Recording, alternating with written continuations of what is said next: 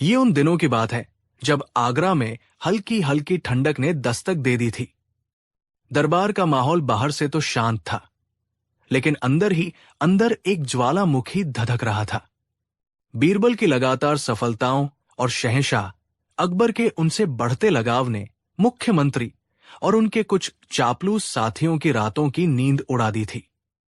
मुख्यमंत्री ने धीमी जहरीली आवाज में अपने साथियों से कहा, आखिर कब तक हम इस बीरबल की जय जयकार सुनते रहेंगे? शहंशाह को तो उसके सिवा कुछ सूझता ही नहीं। ऐसा लगता है जैसे पूरी सल्तनत वही चला रहा है और हम सब तो बस यहां मूरत बनकर बैठे हैं। एक दूसरे दरबारी ने कहा, आप सही कहते हैं मंत्री जी, कल ही देखिए, ईरान के दूत के उस मुश्किल सवाल का जवाब भी उसी ने दिया। हमें तो बोलने का मौका तक नहीं मिला, सारी वाहवाही वही लूट कर ले गया। तीसरे दरबारी ने कहा, उसे सबक सिखाना ही होगा। कोई ऐसी तरकीब निकालनी होगी कि वो शहंशाह और पूरी प्रजा के सामने ऐसा जलील हो कि फिर कभी सिर उठाने के लायक न रहे। उनकी आंखों में बीरबल के लिए नफरत साफ देखी जा सकती थी। वे जानते थे कि बीरबल को ज्ञान या तर्क में हराना नामुमकिन है, इसलिए उन्होंने एक ऐसा जाल बुनने का फैसला किया जो ज्ञान का नहीं बल्कि धोखे और मक्कारी का था। मुख्यमंत्री की आंखों में एक शातिर चमक थी।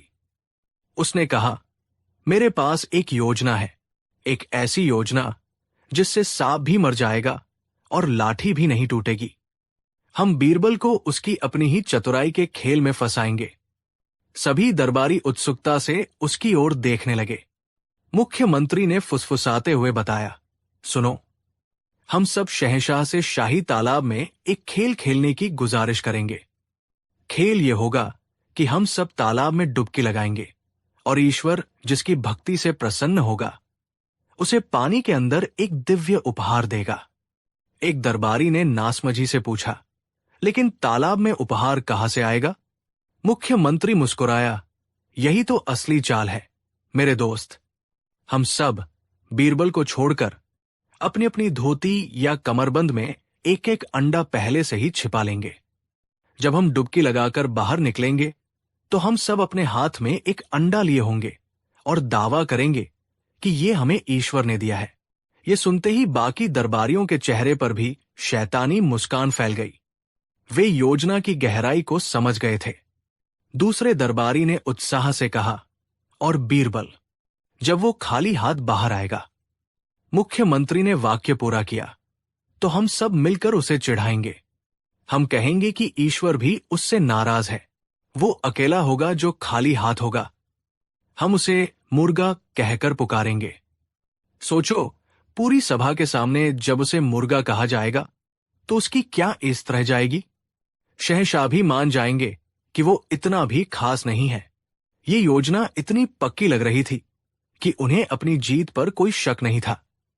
उन्होंने मिलकर इस साजिश को अंजाम देने की कसम खाई। अगले ही दिन वे सब शहंशाह अकबर के पास पहुंचे। मुख्यमंत्री ने बड़ी विनम्रता का नाटक करते हुए कहा, जहांपनाह, रोज रोज के इन दरबारी कामों से मन ऊब सा गया है। हम सब चाहते हैं कि आज कुछ मनोरंजन हो जाए। अकबर ने उत्सुकता से पूछा, कहो मंत्री जी, क्या ख्याल है आपके मन में? मुख्यमंत्री बोला, गुस्ताखी माफ हो आलमपना। हमने सोचा है कि आज आपकी सभी प्रजा और दरबारियों की भक्ति की एक परीक्षा हो जाए। शाही तालाब में हम सब एक एक कर डुबकी लगाएंगे। ये मान्यता है कि जो सच्चा भक्त होगा उसे जल देवता स्वयं एक अनोखा पुरस्कार प्रदान करेंगे। अकबर को यह विचार बड़ा दिलचस्प लगा। उन्हें ऐसी अनोखी चीजों में हमेशा मजा आता था। उन्होंने तुरंत इस खेल के लिए हामी भर दी। अकबर ने कहा, बहुत खूब, यह तो बड़ा ही रोमांचक खेल होगा। आज यही देखा जाए कि ईश्वर किस पर सबसे ज्यादा मेहरबान है। बीरबल, तुम्हें भी इस खेल में हिस्सा लेना होगा। बीरबल ने शांत भाव से उत्तर दिया, जो हुक्म जहांपनाह, आपकी आज्ञा सिर आंखों पर। बीरबल ने उन दरबारियों के चेहरों पर एक अजीब सी चमक देखी, लेकिन वो खामोश रहे। उन्हें महसूस हो रहा था कि ये सिर्फ एक खेल नहीं बल्कि उनके खिलाफ बिछाया गया एक जाल है। लेकिन वो भी तो बीरबल थे, जाल में फंसना नहीं, जाल को काटना जानते थे। कुछ ही देर में शाही तालाब के किनारे एक महफिल सज गई। शहंशाह अकबर एक ऊंचे मंच पर विराजमान थे। उनके चारों ओर दरबारी, सिपाही और आम जनता का एक बड़ा हुजूम इकट्ठा था, जो इस अनोखे खेल को देखने आया था। तालाब का पानी सूरज की रोशनी में चमक रहा था। अकबर ने ऐलान किया, खेल शुरू किया जाए। एक एक करके सभी दरबारी तालाब में डुबकी लगाएंगे और देखेंगे कि जल देवता उन्हें क्या इनाम देते हैं। सबसे पहले मुख्यमंत्री आगे बढ़े। उन्होंने बड़ी अदा से तालाब में डुबकी लगाई, कुछ पल पानी के अंदर रहने का नाटक किया, और फिर जब वो बाहर निकले तो उनके हाथ में एक सफेद अंडा था। मुख्यमंत्री ने ऊंची आवाज में कहा, देखिए जहांपना, देखिए ईश्वर ने मुझे ये दिव्य अंडा पुरस्कार में दिया है। मेरी भक्ति सफल हुई। भीड़ में वाहवाह की आवाज गूंज उठी। अकबर भी प्रभावित हुए। इसके बाद एक एक करके बाकी साजिशी दरबारी तालाब में जाते। हर कोई कुछ देर पानी में रहता और फिर हाथ में एक अंडा लेकर बाहर निकलता। एक दरबारी बोला, जहांपना, मुझे भी एक अंडा मिला। दूसरा दरबारी बोला, मेरी भक्ति भी स्वीकार हुई। देखिए, देखते ही देखते लगभग सभी दरबारियों के हाथ में एक एक अंडा था। वे सब बीरबल की ओर देखकर व्यंग्य से मुस्कुरा रहे थे। माहौल पूरी तरह से उनके पक्ष में था।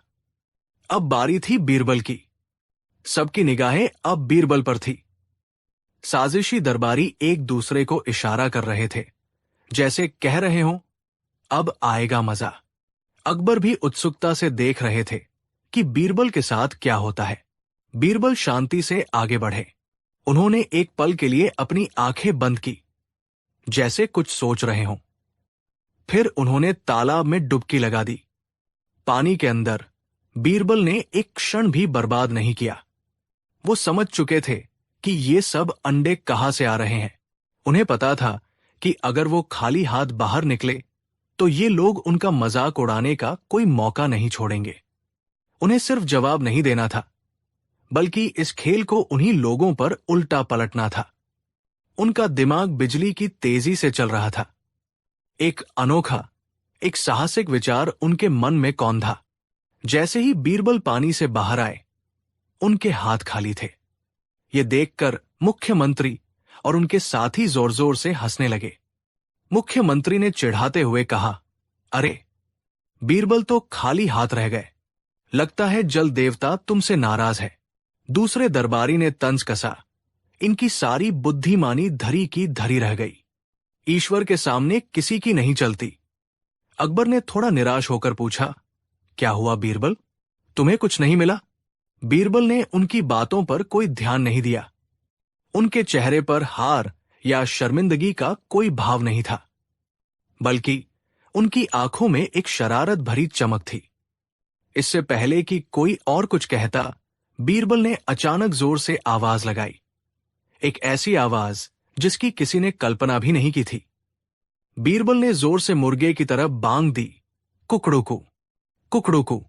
बीरबल की इस हरकत से वहां मौजूद हर व्यक्ति सन्न रह गया। साजिशी दरबारियों का हंसता हुआ चेहरा खुला का खुला रह गया। भीड़ में एकदम खामोशी छा गई। खुद शहंशाह अकबर भी हैरान थे। उन्हें लगा शायद बीरबल हार की वजह से अपना मानसिक संतुलन खो बैठे हैं। अकबर ने हैरानी और थोड़े गुस्से से पूछा, बीरबल, ये क्या पागलपन है? तुम मुर्गे की तरह बांग क्यों दे रहे हो? बीरबल ने बड़ी मासूमियत से शहंशाह की ओर देखा और हाथ जोड़कर बोले, जहांपनाह, इसमें पागलपन कैसा? ये तो इस दिव्य खेल का स्वाभाविक परिणाम है। अकबर ने भौहें सिकोड़कर पूछा, स्वाभाविक परिणाम? क्या मतलब है तुम्हारा? साफ साफ कहो। बीरबल ने अब सभी दरबारियों की ओर इशारा करते हुए कहा, जिनकी हंसी गायब हो चुकी थी, आलमपना, जरा गौर फरमाइए। आपके सभी वफादार दरबारियों ने तालाब में डुबकी लगाई और वे सब एक एक अंडा लेकर बाहर आए। इससे यह साबित होता है कि आपके दरबार की सारी मुर्गियां तो यहां मौजूद हैं। जिन्होंने सफलतापूर्वक अंडे दे दिए हैं। ये सुनते ही अकबर की आंखों में समझ की एक चमक आई। वो बीरबल की बात की गहराई को समझने लगे थे। बीरबल ने अपनी बात जारी रखी, जहांपनाह, जब दरबार की सारी मुर्गियां यहां, तो उनका ध्यान रखने के लिए एक मुर्गे का होना भी तो जरूरी है। मैं ही तो वो अकेला मुर्गा हूं जो इन सभी मुर्गियों का सरदार है। और मुर्गे का काम अंडे देना नहीं, बल्कि बांग देना होता है। इसलिए मैंने अपना कर्तव्य निभाया। कुकड़ू। जैसे ही बीरबल ने अपनी बात खत्म की, एक पल के लिए सन्नाटा छाया रहा और फिर शहंशाह अकबर अपने सिंहासन पर बैठे बैठे जोर जोर से हंसने लगे। उनकी हंसी रुकने का नाम ही नहीं ले रही थी।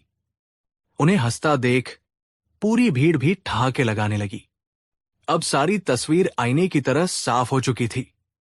जिन दरबारियों ने बीरबल को मुर्गा कहकर शर्मिंदा करने की योजना बनाई थी, बीरबल ने अपनी चतुराई से उन सबको मुर्गिया साबित कर दिया था। उनके चेहरे शर्म से लाल हो गए थे। वे नजरें झुकाए खड़े थे। उनके हाथ में पकड़े हुए अंडे अब उनकी जीत का नहीं, बल्कि उनकी जिल्लत का सबूत बन चुके थे। उन्हें समझ नहीं आ रहा था कि वे उन अंडों का क्या करें। अकबर ने हंसी रोकते हुए कहा, लेकिन उनकी आंखों में अभी भी शरारत थी। वाह बीरबल, वाह! मान गए तुम्हारी हाजिर जवाबी को। तुमने साबित कर दिया कि बुद्धि की एक बांग साजिश की 1000 आवाजों पर भारी पड़ती है। अकबर अब उन दरबारियों की ओर गुस्से से देखते हुए बोले, और तुम सब हमें मूर्ख समझते हो? हमें नहीं पता था कि हमारे दरबार में इतने ज्ञानी मंत्री नहीं, बल्कि अंडे देने वाली मुर्गियां बैठी है। आज से तुम सबकी तनख्वाह से एक एक अंडा रोज वसूला जाएगा। ये सुनकर दरबारियों की हालत और भी खराब हो गई। वे शहंशाह के पैरों में गिरकर माफी मांगने लगे। बीरबल ने एक बार फिर साबित कर दिया था कि जो दूसरों के लिए गड्ढा खोदता है, वो अक्सर खुद ही उसमें गिरता है। तो दोस्तों, ये थी कहानी अंडे का मामला। इस कहानी ने हमें एक बहुत बड़ी सीख दी। ईर्ष्या और साजिश की उम्र बहुत छोटी होती है, लेकिन सच्चाई और बुद्धिमानी हमेशा अमर रहती है। आपको इस कहानी का कौन सा हिस्सा सबसे ज्यादा पसंद आया? जब दरबारियों ने साजिश रची, या जब बीरबल ने कुकड़ू कू करके पूरी बाजी ही पलट दी?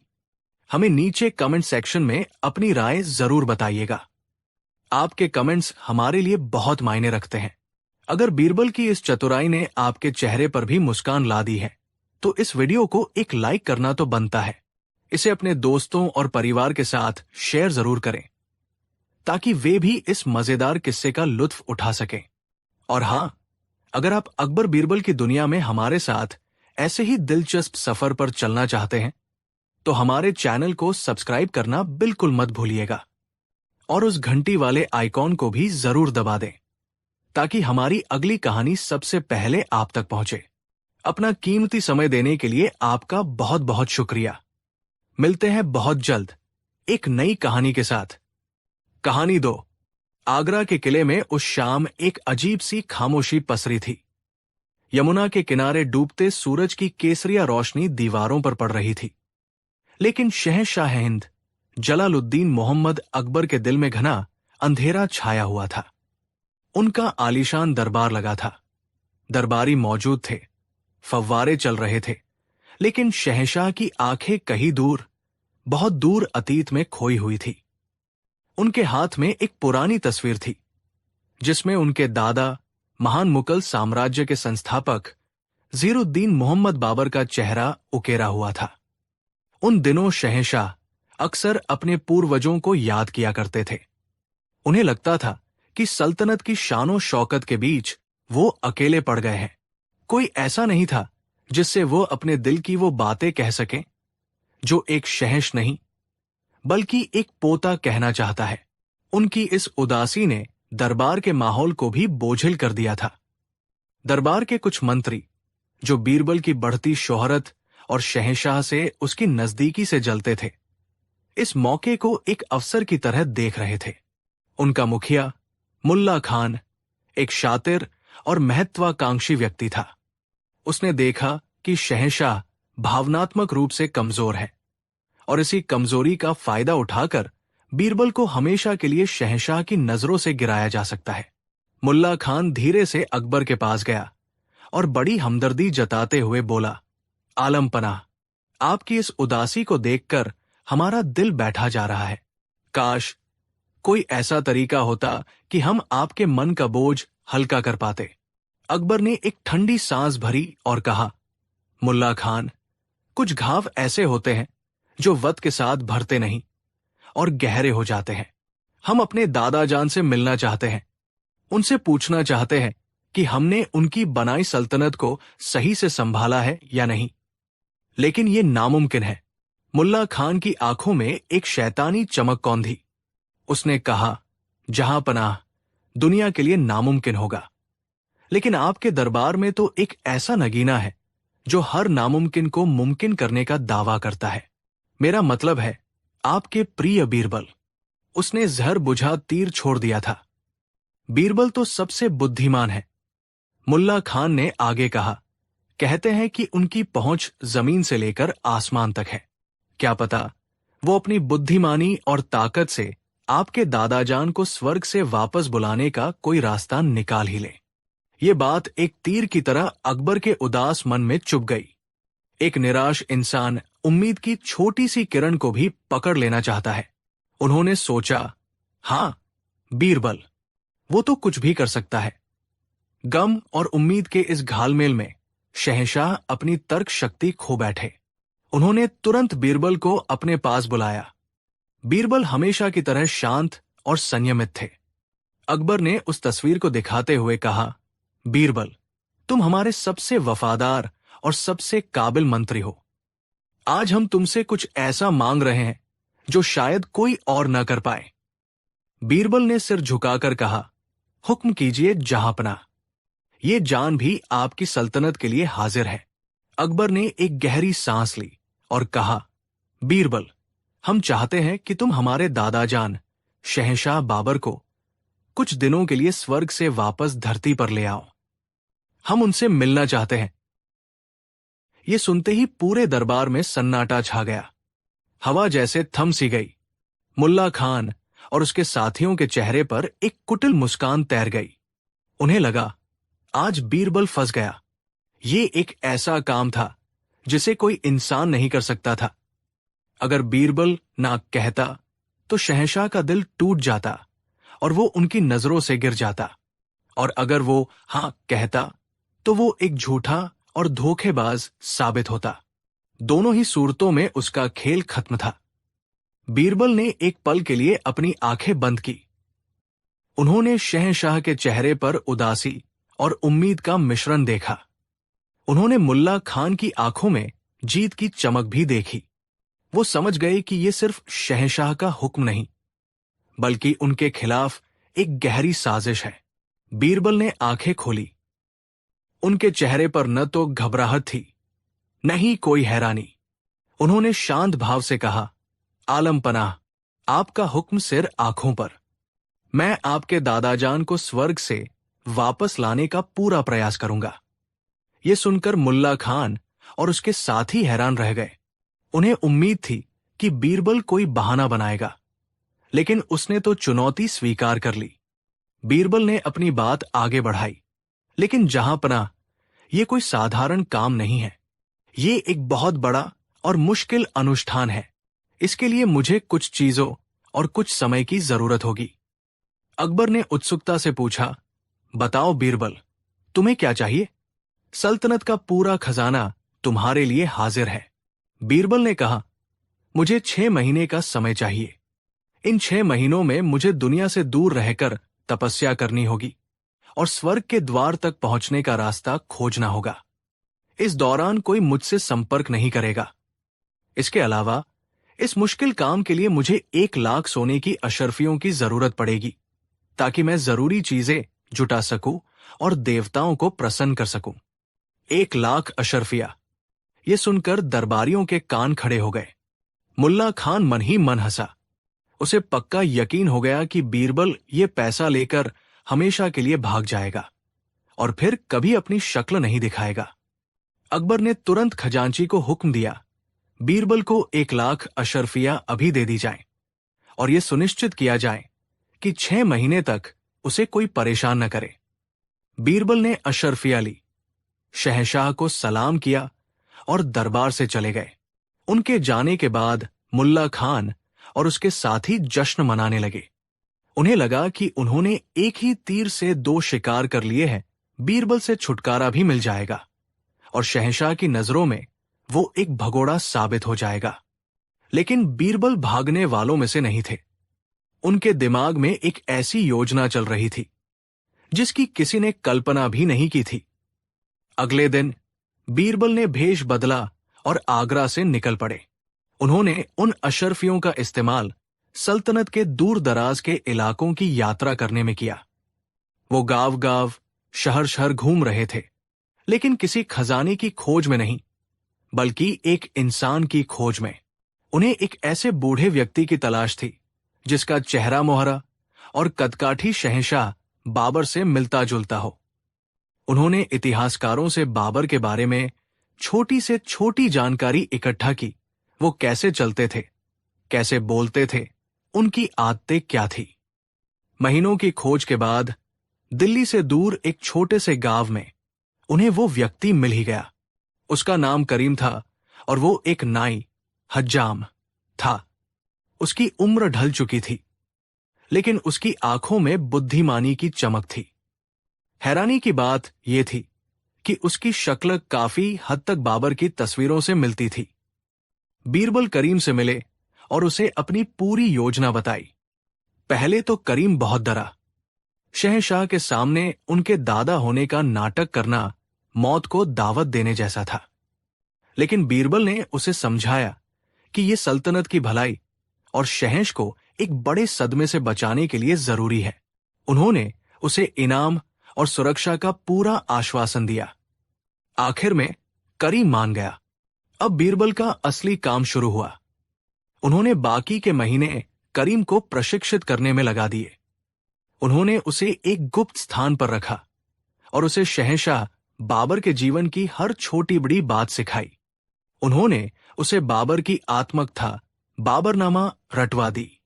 उन्होंने उसे शाही तौर तरीके, चलने बोलने का अंदाज और युद्ध की वो कहानियां सिखाई जिन्हें सिर्फ अकबर ने अपने बुजुर्गों से सुना था। बीरबल ने उसे कुछ ऐसी निजी बातें भी बताई जो सिर्फ अकबर और उनके परिवार के बेहद करीबी लोग ही जानते थे।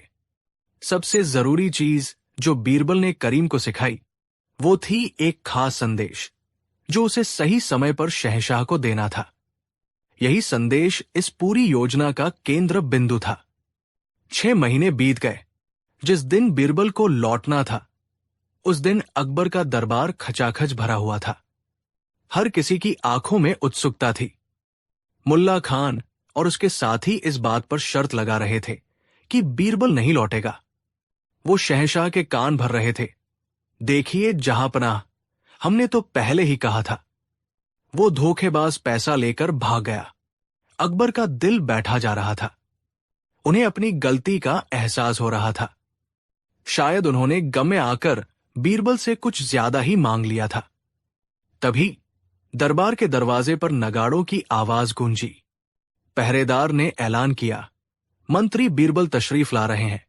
सबकी आंखें दरवाजे पर टिक गई। बीरबल अंदर दाखिल हुए।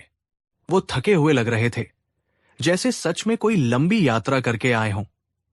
लेकिन उनकी आंखों में आत्मविश्वास की वही चमक थी। उनके पीछे पीछे एक और व्यक्ति था जिसने शाही मुगल अंदाज के कपड़े पहने थे। उसका चेहरा ढका हुआ था।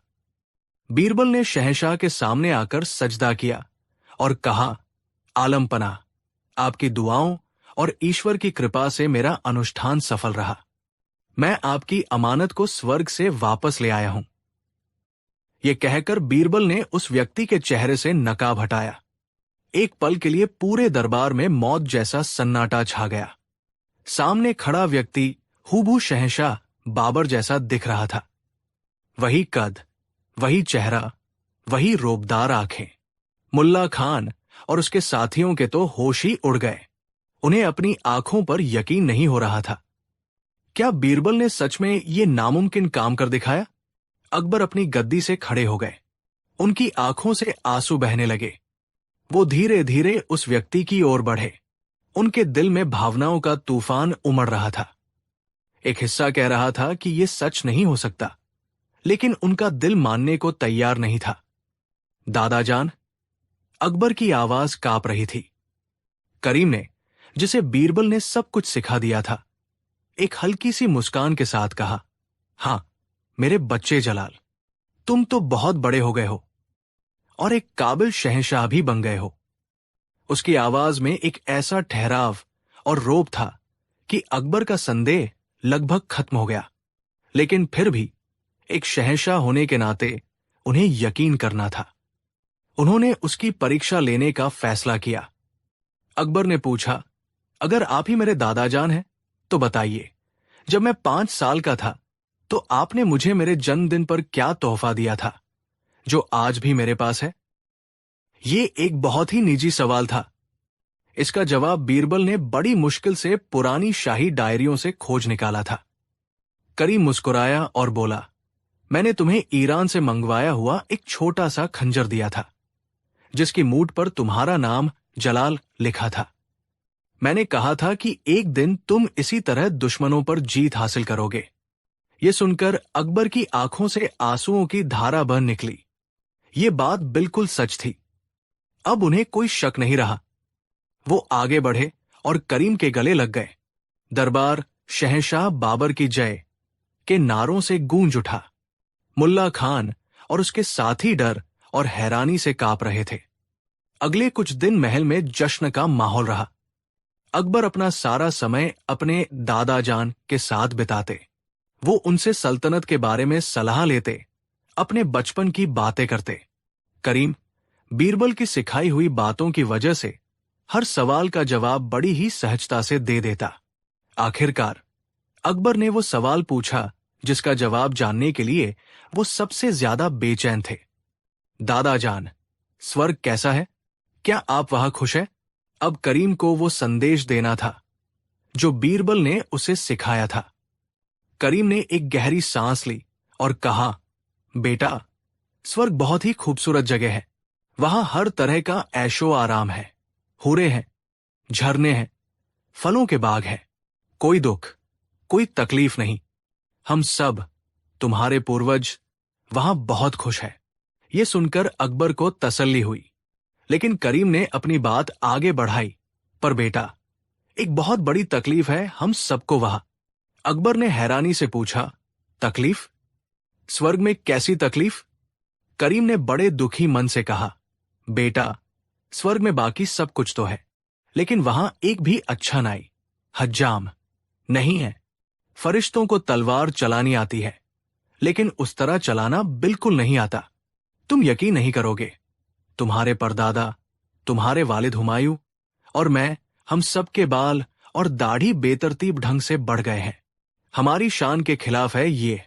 हम मुगल शहंशाह होकर ऐसे कैसे रह सकते हैं? ये सुनकर अकबर हैरान रह गए। ये कैसी समस्या थी?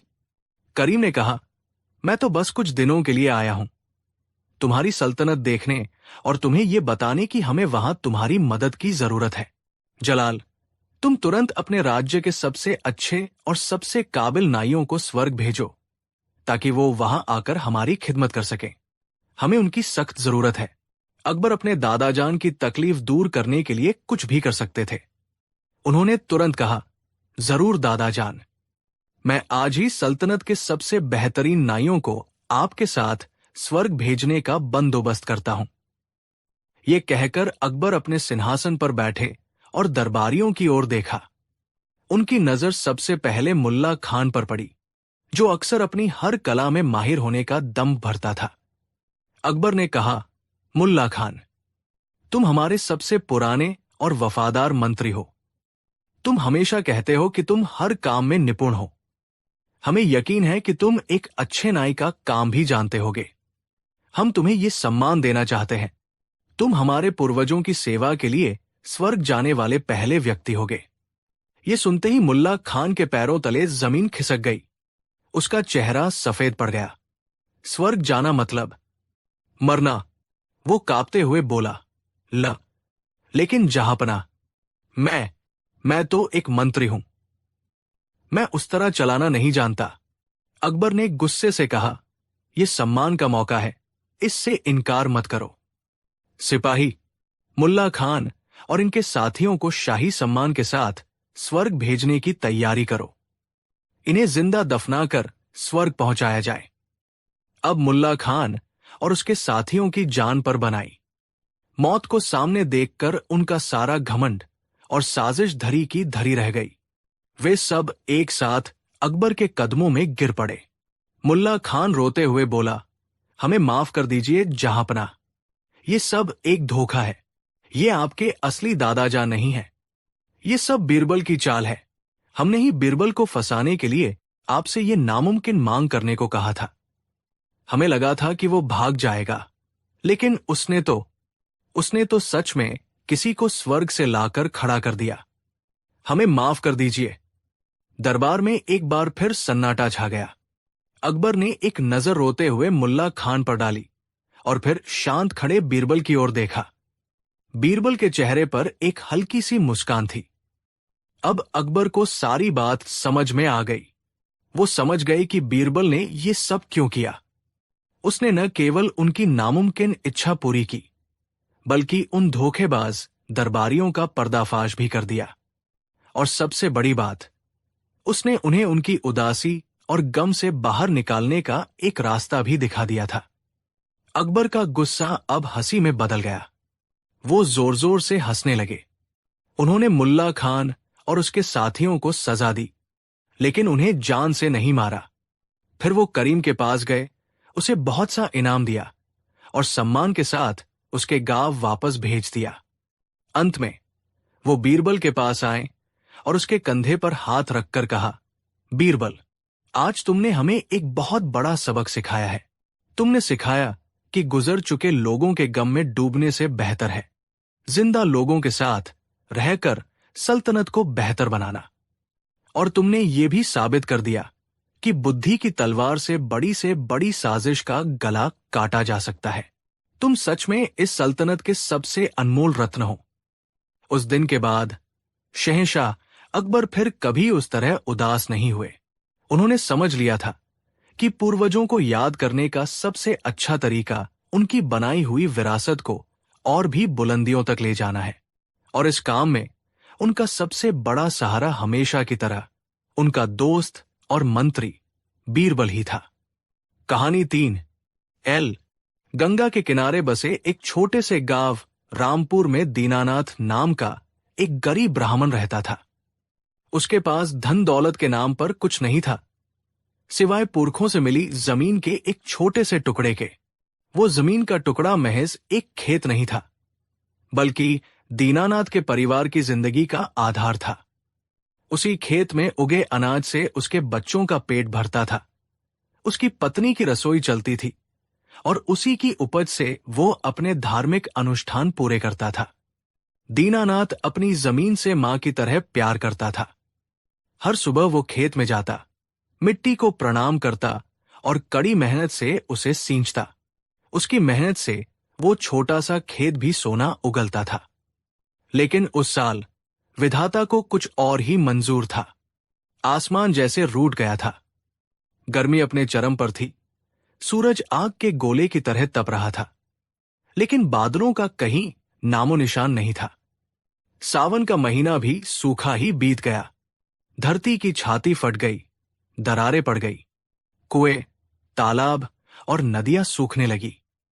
दीनानाथ का हरा भरा खेत अब पीला और बेजान दिखने लगा। पौधे मुरझाकर दम तोड़ने लगे। दीनानाथ ने अपनी सारी जमा पूंजी लगाकर एक कुआं खुदवाया, लेकिन पानी की एक बूंद भी न निकली। वो दिन रात ईश्वर से प्रार्थना करता, लेकिन बारिश नहीं हुई। जल्द ही घर में रखा अनाज खत्म होने लगा। बच्चे भूख से बिलखते और पत्नी की आंखों में बेबसी के आंसू तैरते। दीनानाथ के लिए ये सब देखना असहनीय था। उसे लगा जैसे उसकी दुनिया उजड़ रही है। गांव में एक ही व्यक्ति था जिसके पास इस अकाल में भी धन की कोई कमी नहीं थी। धूर्त जमींदार हरपाल सिंह। हरपाल सिंह अपनी क्रूरता और लालच के लिए पूरे इलाके में कुख्यात था। वो गरीब किसानों को कर्ज देता और फिर उनकी जमीनें हड़प लेता था। उसकी हवेली गांव के बाहर एक छोटे से टीले पर बनी थी, जहां से वो पूरे गांव पर अपनी गिद्ध जैसी नजर रखता था। कोई भी किसान मुसीबत में उसके दरवाजे पर जाने से डरता था, क्योंकि हर कोई जानता था कि हरपाल सिंह की मदद का मतलब अपनी आत्मा को गिरवी रखना है। दीनानाथ ने महीनों तक अपनी स्वाभिमान को बनाए रखा। उसने भूखे रहना स्वीकार किया, लेकिन हरपाल सिंह के सामने हाथ फैलाना उसे गवारा नहीं था। पर जब उसने अपने छोटे बेटे को भूख से बेहोश होकर गिरते देखा, तो उसका सब्र और स्वाभिमान टूट गया। उसे लगा कि बच्चों की जान से बढ़कर कुछ नहीं है। भारी मन और कांपते कदमों से वो एक शाम हरपाल सिंह की हवेली की ओर चल पड़ा। हरपाल सिंह अपनी आलीशान गद्दी पर बैठा हुक्का गुड़गुड़ा रहा था। दीनानाथ को अपने दरवाजे पर देखकर उसकी आंखों में एक शिकारी जैसी चमक आ गई। वो जानता था कि ये प्यासा हिरण खुद चलकर उसके जाल में फंसने आया है। दीनानाथ ने हाथ जोड़कर कहा, जमींदार जी, मैं बहुत बड़ी मुसीबत में हूं। अकाल ने सब कुछ छीन लिया है। बच्चे भूखे हैं। मुझे 500 अशर्फियों की जरूरत है, ताकि मैं शहर से कुछ अनाज खरीद सकूं और अगली फसल तक गुजारा कर सकूं। हरपाल सिंह ने झूठी हमदर्दी दिखाते हुए कहा, अरे दीनानाथ, तुम्हारी ये हालत देखकर मुझे बहुत दुख हुआ। तुम एक सम्मानित ब्राह्मण हो। तुम्हारी मदद करना तो मेरा धर्म है। मैं तुम्हें 500 अशर्फिया जरूर दूंगा। दीनानाथ की आंखों में उम्मीद की एक किरण जागी। उसने कहा, जमींदार जी, आपकी बहुत कृपा होगी। जैसे ही अगली फसल आएगी, मैं आपका एक एक पैसा सूद समेत लौटा दूंगा। पैसे की चिंता मत करो दीनानाथ, हरपाल सिंह ने मक्कारी से कहा। लेकिन तुम तो जानते हो, जमाना बहुत खराब है। कल को कोई मुकर जाए तो, इसलिए हमें एक छोटा सा दस्तावेज बनाना होगा, बस गारंटी के तौर पर। कैसी मालिक? दीनानाथ ने घबराकर पूछा। हरपाल सिंह ने नॉनशैलेंटली कहा, तुम्हें अपनी जमीन का टुकड़ा मेरे पास गिरवी रखना होगा। जब तुम मेरे पैसे लौटा दोगे तो जमीन वापस तुम्हारी हो जाएगी। ये तो बस एक फॉर्मेलिटी है। ये सुनकर दीनानाथ के पैरों तले जमीन खिसक गई। अपनी जमीन को गिरवी रखना, ये तो अपनी मां को बेचने जैसा था। लेकिन फिर उसे अपने भूखे बच्चों का चेहरा याद आया। उसके पास कोई और रास्ता नहीं था। उसने आंसू पीकर कहा, ठीक है जमींदार जी, जैसा आप कहें। हरपाल सिंह ने तुरंत अपने मुंशी को बुलाया और एक दस्तावेज तैयार करवाया। दीनानाथ पढ़ा लिखा नहीं था, वो बस अपना नाम लिखना जानता था। हरपाल सिंह ने दस्तावेज को जोर जोर से पढ़ना शुरू किया। मैं दीनानाथ अपनी मर्जी से अपनी जमीन जमींदार हरपाल सिन्हा के पास 500 अशर्फियों के बदले गिरवी रख रहा हूं। जब मैं ये कर्ज चुका दूंगा तो जमीन मुझे वापस मिल जाएगी। यहां तक तो सब ठीक था, लेकिन हरपाल सिंह ने आखिरी पंक्ति में अपनी धूर्तता का जहर घोल दिया था। उसने एक शर्त जोड़ी थी, जिसे उसने बहुत तेजी से और अस्पष्ट शब्दों में पढ़ा। दीनानाथ ने पूछा, ये आखिरी शर्त क्या है मालिक? हरपाल सिंह ने हंसकर कहा, अरे कुछ खास नहीं पंडित जी, बस यही लिखा है कि तुम अपनी जमीन तभी वापस ले पाओगे जब धरती और आकाश एक हो जाएंगे। ये तो बस एक मुहावरा है, कहने का एक तरीका है कि जब तक सूरज चांद रहेगा हमारा ये रिश्ता बना रहेगा। तुम चिंता मत करो।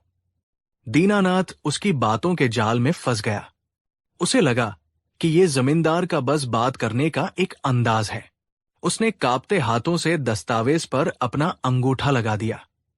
हरपाल सिंह ने उसे अशर्फियों की थैली थमाई और मन ही मन अपनी जीत पर मुस्कुराया। वो जानता था कि धरती और आकाश कभी एक नहीं हो सकते, और अब ये जमीन हमेशा के लिए उसकी हो चुकी थी। दीनानाथ ने उन पैसों से अपने परिवार को संभाला। कुछ महीनों बाद ईश्वर ने उसकी प्रार्थना सुन ली। आसमान में काले बादल घिर आए और झमाझम बारिश होने लगी। सूखी धरती की प्यास बुझी। किसानों के चेहरे खिल उठे। दीनानाथ ने दिन रात मेहनत करके अपने खेत में फसल लगाई। इस बार फसल इतनी अच्छी हुई कि उसकी सारी परेशानियां दूर हो गई। फसल बेचकर उसने 500 अशर्फिया और उस पर बना सूद इकट्ठा किया और सीधे हरपाल सिंह की हवेली पहुंचा। जमींदार जी, ये लीजिए आपकी पूरी रकम।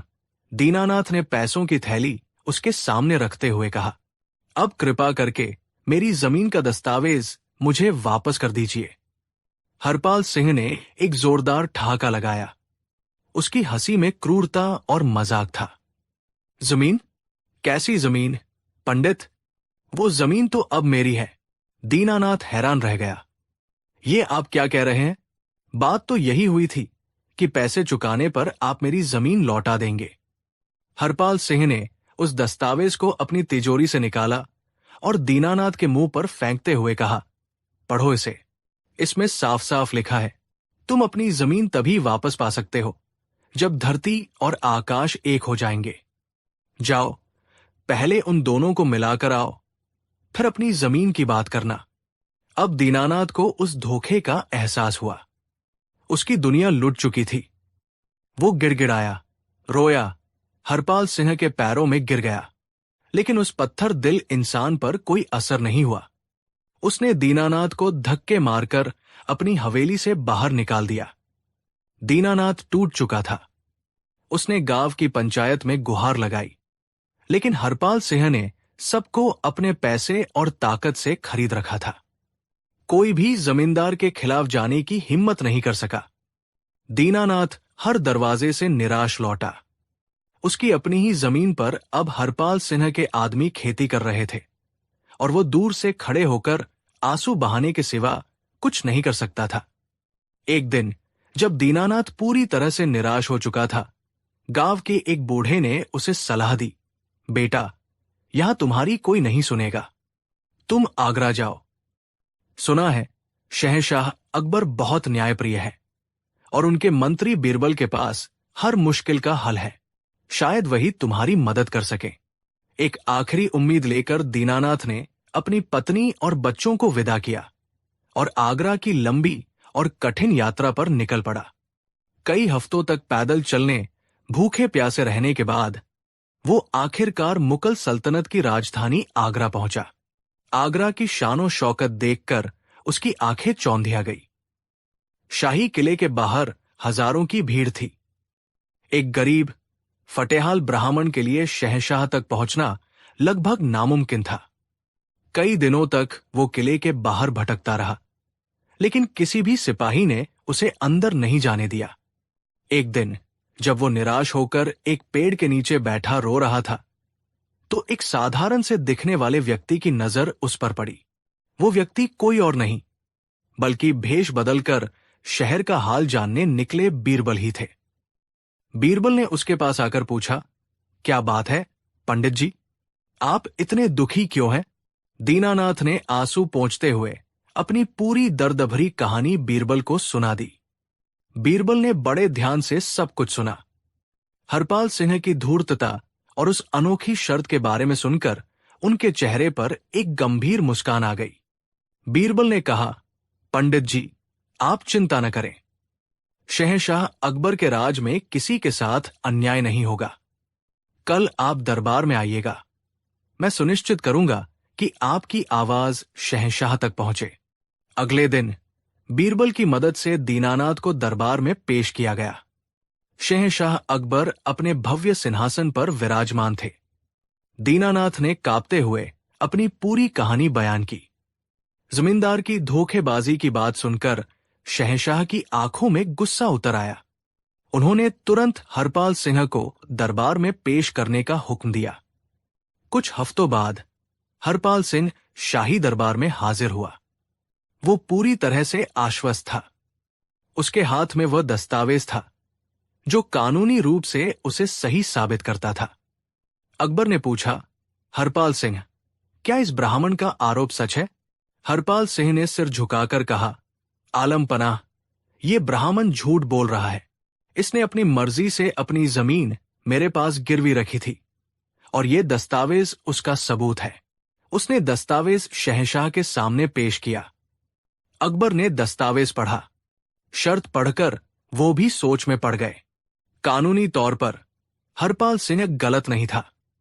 दीनानाथ ने खुद उस शर्त पर अंगूठा लगाया था। दरबार में मौजूद सभी मंत्री भी चुप थे। उन्हें कोई रास्ता नहीं सूझ रहा था।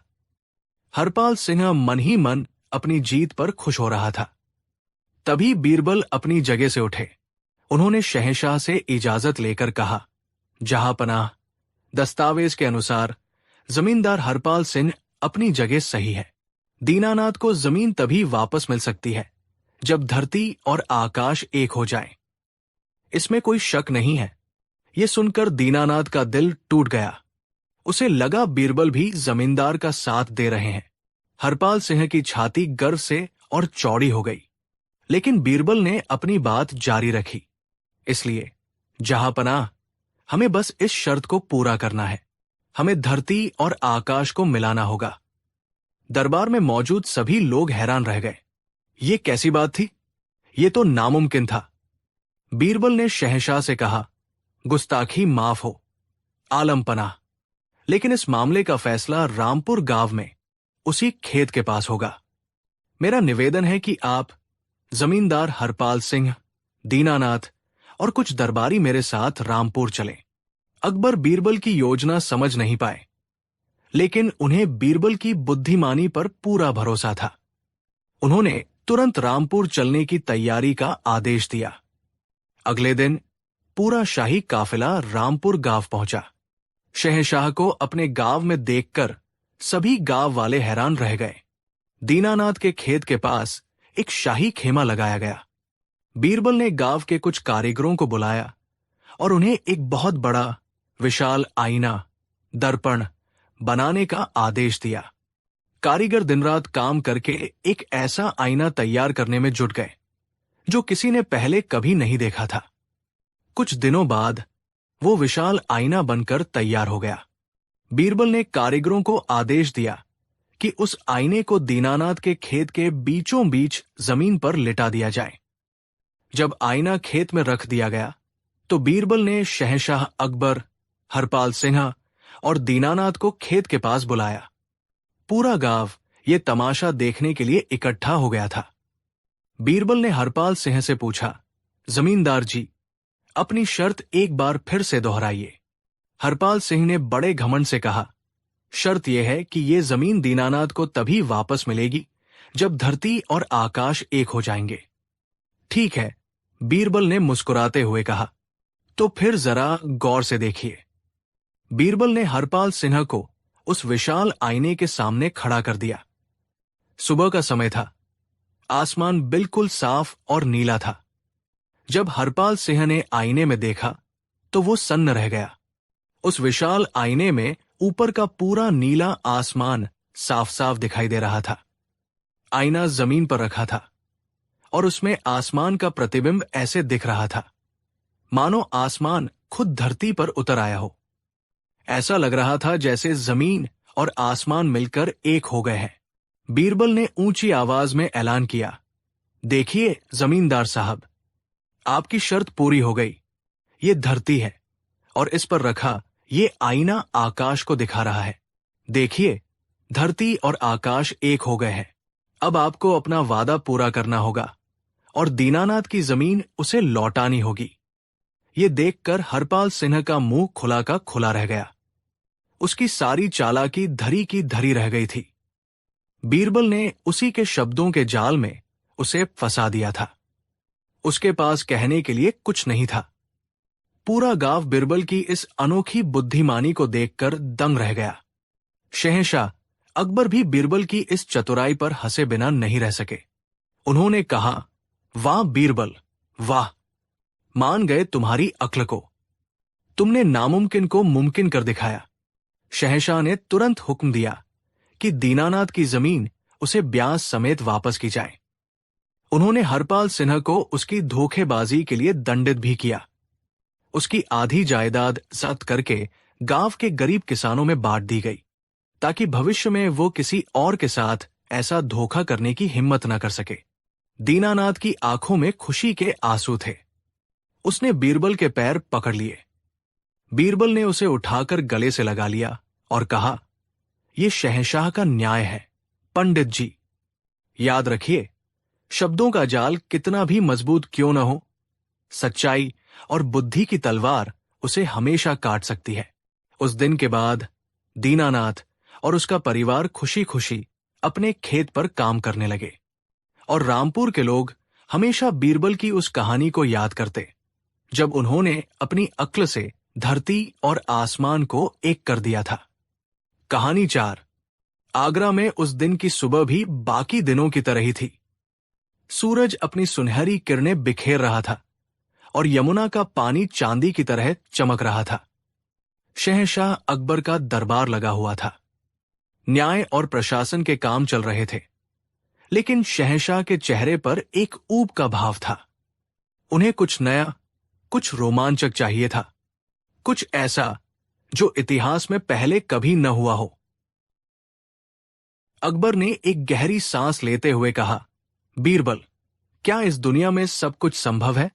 बीरबल ने मुस्कुराते हुए जवाब दिया, जहांपनाह, इंसान की कल्पना जहां तक जा सकती है वहां तक सब कुछ संभव है। बस उसे सच करने का तरीका और नीयत सही होनी चाहिए। अकबर बोले, हम कुछ ऐसा करना चाहते हैं बीरबल जिसे आने वाली सदियां याद रखें, कुछ ऐसा जो मुगल सल्तनत की शान को आसमान तक पहुंचा दे। और जैसे कि किस्मत ने शहंशाह की सुन ली हो, उसी वक्त दरबार के द्वार पर एक पहरेदार ने आकर इत्तिला दी। उसने सिर झुकाकर कहा, आलम पनाह की जय हो। द्वार पर एक साधु जैसा दिखने वाला व्यक्ति आया है। उसका नाम चतुरसेन है और उसका दावा है कि उसके पास दुनिया की सबसे कीमती चीज है जिसे वो सिर्फ शहंशाह को ही दिखाना चाहता है। अकबर की आंखों में एक चमक आ गई। उन्होंने कहा, दिलचस्प, उसे अंदर आने की इजाजत दी जाए। दरबार का भारी दरवाजा खुला और अंदर एक लंबा पतला आदमी दाखिल हुआ। उसने भगवा वस्त्र पहने थे, माथे पर चंदन का लेप था और उसकी आंखों में एक अजीब सी चमक थी जो किसी को भी अपनी बातों में फंसा सकती थी। उसका नाम था चतुरसेन। वो कोई साधु नहीं, बल्कि एक बहुत बड़ा ठग था जो अपनी मीठी बातों से राजाम हाराजाओं को लूटने के लिए मशहूर था। चतुरसेन अकबर के सिंहासन के पास आकर झुककर सलाम करता है। उसने हाथ जोड़कर मीठी आवाज में कहा, शहंशाहैन की उम्र दराज हो। मैं कई वर्षों तक हिमालय की कंदराओं में तपस्या करने के बाद आज आपके दर्शन करने आया हूं। मैंने आपकी महानता और न्याय के किस्से सुने हैं और मुझे विश्वास हो गया कि जिस दिव्य वस्तु का मैं संरक्षक हूं वो आपके ही योग्य है। अकबर ने प्रभावित होकर पूछा, ऐसी क्या चीज है तुम्हारे पास चतुरसेन जो तुम इतनी दूर से हमारे लिए लाए हो? चतुरसेन ने अपनी कमर में बंधी एक छोटी सी रेशमी पोटली निकालते हुए कहा, जहांपना, ये कोई मामूली चीज नहीं है। ये कुदरत का एक ऐसा करिश्मा है जो सदियों में एक बार किसी भाग्यशाली राजा को ही नसीब होता है। चतुरसेन धीरे धीरे पोटली खोलता है। उसके अंदर एक छोटा, सुनहरा और चमकता हुआ बीज रखा है। दरबार में मौजूद सभी लोगों की आंखें उस बीज पर टिक जाती है। एक दरबारी ने फुसफुसाते हुए कहा, अरे, ये तो सोने का लग रहा है। अकबर ने पूछा, ये क्या है चतुरसेन? साफ साफ बताओ। चतुरसेन ने एक रहस्यमयी मुस्कान के साथ जवाब दिया, शहंशाह, ये सोने के पेड़ का बीज है। ये सुनते ही दरबार में एक पल के लिए सन्नाटा छा जाता है। फिर अचानक कानाफूसी शुरू हो जाती है। बीरबल के चेहरे पर अब भी वही शांत भाव है, लेकिन उनकी आंखें चतुरसेन को ध्यान से देख रही है। अकबर ने हैरानी और उत्साह से पूछा, सोने का पेड़? क्या मतलब है तुम्हारा? क्या इस बीज से सच में सोने का पेड़ उगेगा? चतुरसेन बोला, जी आलम पनाह, अगर इस बीज को सही विधि और सही हाथों से बोया जाए तो इससे एक विशाल पेड़ उगेगा जिसकी पत्तियों से हर सुबह सोने की अशर्फियां झरेंगी। सोचिए शहंशाह, आपकी सल्तनत में कभी धन की कमी नहीं होगी। आप दुनिया के सबसे अमीर बादशाह बन जाएंगे। ये सुनकर अकबर की आंखें लालच से चमक उठीं। वो कल्पना करने लगे कि उनके शाही बाग में एक ऐसा पेड़ है जिस पर सोने के सिक्के लटके हैं। वो उस ठग की बातों में पूरी तरह आ चुके थे। अकबर ने कहा, हम ये बीज चाहते हैं। चतुरसेन, बोलो, इसकी क्या कीमत लोगे? हम तुम्हें मुंह मांगा इनाम देंगे। चतुरसेन ने विनम्रता का नाटक करते हुए कहा, नहीं शहंशाह, ये दिव्य बीज बिकाऊ नहीं है। मैं तो बस इसे आपके राज्य में लगते हुए देखना चाहता हूं। मेरी बस एक छोटी सी शर्त है। बीरबल ने पहली बार अपनी चुप्पी तोड़ी। शर्त? साधु संत तो निस्वार्थ होते हैं, फिर ये शर्त कैसी? चतुरसेन बीरबल को देखता है और समझ जाता है कि यही उसकी राह का सबसे बड़ा कांटा है। उसने कहा, मंत्री जी, ये शर्त मेरे लिए नहीं, बल्कि इस बीज की पवित्रता के लिए है। ये कोई साधारण बीज नहीं है। इसे केवल वही व्यक्ति बो सकता है जिसने अपने जीवन में कभी कोई पाप न किया हो, कभी झूठ न बोला हो और कभी किसी की कोई चीज न चुराई हो। अगर किसी अपवित्र हाथ ने इसे छुआ तो ये बीज उसी पल मिट्टी बन जाएगा। ये शर्त सुनकर दरबार में फिर से खामोशी छा गई। अकबर ने अपने दरबारियों की तरफ देखा। सबकी नजरें झुकी हुई थी। बीरबल के चेहरे पर एक हल्की सी मुस्कान तैर गई। वो ठग का खेल समझ चुके थे। अकबर ने गर्व से कहा, हमारी सल्तनत में ईमानदार लोगों की कोई कमी नहीं है। हम जरूर किसी ऐसे व्यक्ति को ढूंढ निकालेंगे। चतुरसेन, तुम हमारे मेहमान बनकर महल में ठहरो। हम जल्द ही इस बीज को बोने का प्रबंध करते हैं। चतुरसेन सिर झुकाकर चला जाता है। अकबर अपने दरबारियों की ओर मुड़ते हैं और हुक्म देते हैं, हमारा हुक्म है कि पूरे राज्य में घोषणा कर दी जाए, जो भी व्यक्ति ये दावा करता हो कि उसने जीवन में कभी कोई पाप नहीं किया, उसे दरबार में पेश किया जाए। उसे शाही सम्मान और इनाम दिया जाएगा। शहंशाह का हुक्म पूरे राज्य में आग की तरह फैल गया। गांव-गांव, शहर-शहर मुनादी करवाई गई। सोने के पेड़ की खबर सुनकर लोग हैरान थे। कई लोगों ने सोचा कि ये एक आसान तरीका है इनाम पाने का, लेकिन जैसे ही शर्त सुनते उनके कदम पीछे हट जाते। दिन बीतते गए। कई लोग आए, बड़े बड़े दावे किए, लेकिन जब उनसे कड़ाई से पूछा गया तो सबने कोई न कोई छोटी मोटी गलती या झूठ स्वीकार कर ही लिया। कोई कहता बचपन में फल चुराए थे, तो कोई कहता कि अपनी पत्नी से झूठ बोला था। अकबर की उम्मीद अब निराशा में बदल रही थी। उन्होंने हताश होकर कहा, क्या हमारे इतने बड़े राज्य में एक भी ऐसा इंसान नहीं है जो पूरी तरह से ईमानदार हो? अकबर की ये हालत देखकर वो दरबारी मन ही मन खुश हो रहे थे, जो बीरबल से जलते थे। उन्हें एक मौका दिखा बीरबल को नीचा दिखाने का। एक मंत्री ने अकबर के कान में कहा, जहांपना, मुझे लगता है कि इस बीज को बोने के लिए सबसे सही व्यक्ति हमारे बीरबल ही है। वो सबसे बुद्धिमान है, सबसे ज्ञानी है। यकीनन उन्होंने जीवन में कोई पाप नहीं किया होगा। दूसरे दरबारी भी हां में हां मिलाने लगे। हां, जहांपना, ये काम तो सिर्फ बीरबल ही कर सकते हैं। उन दरबारियों को लगा कि उन्होंने बीरबल को फंसा दिया है। अगर बीरबल मना करते हैं तो इसका मतलब है कि वो भी ईमानदार नहीं है, और अगर वो हाँ कहते हैं और बीज नहीं उगता तो भी उनकी बेइज्जती होगी। अकबर ने बीरबल की ओर देखकर कहा, हाँ बीरबल, ये ख्याल हमें क्यों नहीं आया? तुम ही इस बीज को बोओगे। हमें तुम पर पूरा भरोसा है।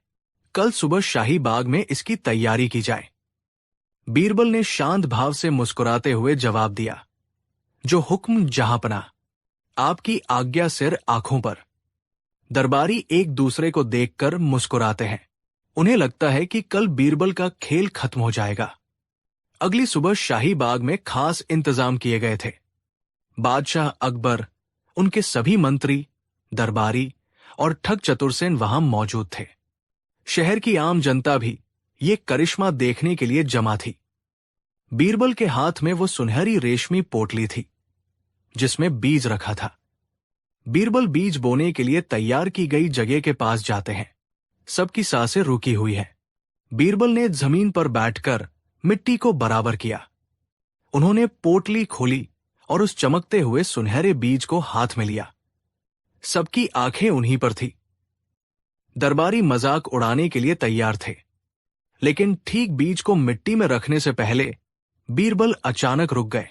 बीरबल खड़े हो जाते हैं और ठग चतुरसेन की ओर देखते हैं।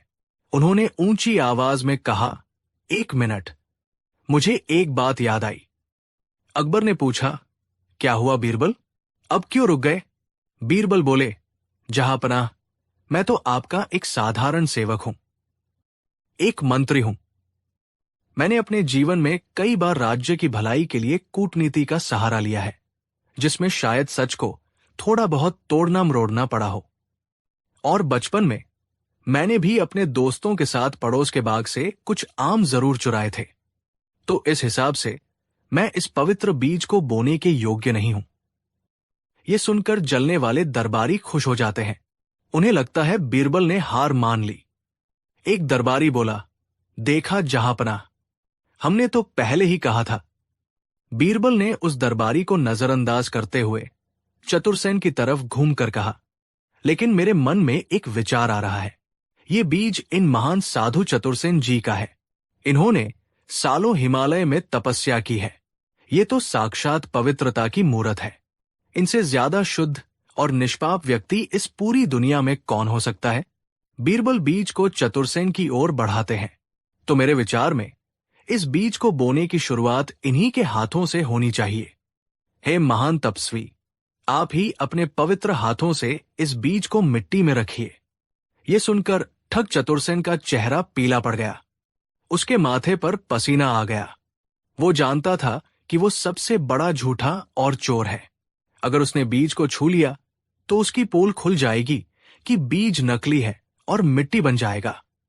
चतुरसेन हकलाते हुए बोला, ना, नहीं, मैं तो एक साधु हूं। मैं सांसारिक चीजों को हाथ नहीं लगाता। मेरा काम तो बस मार्गदर्शन करना था।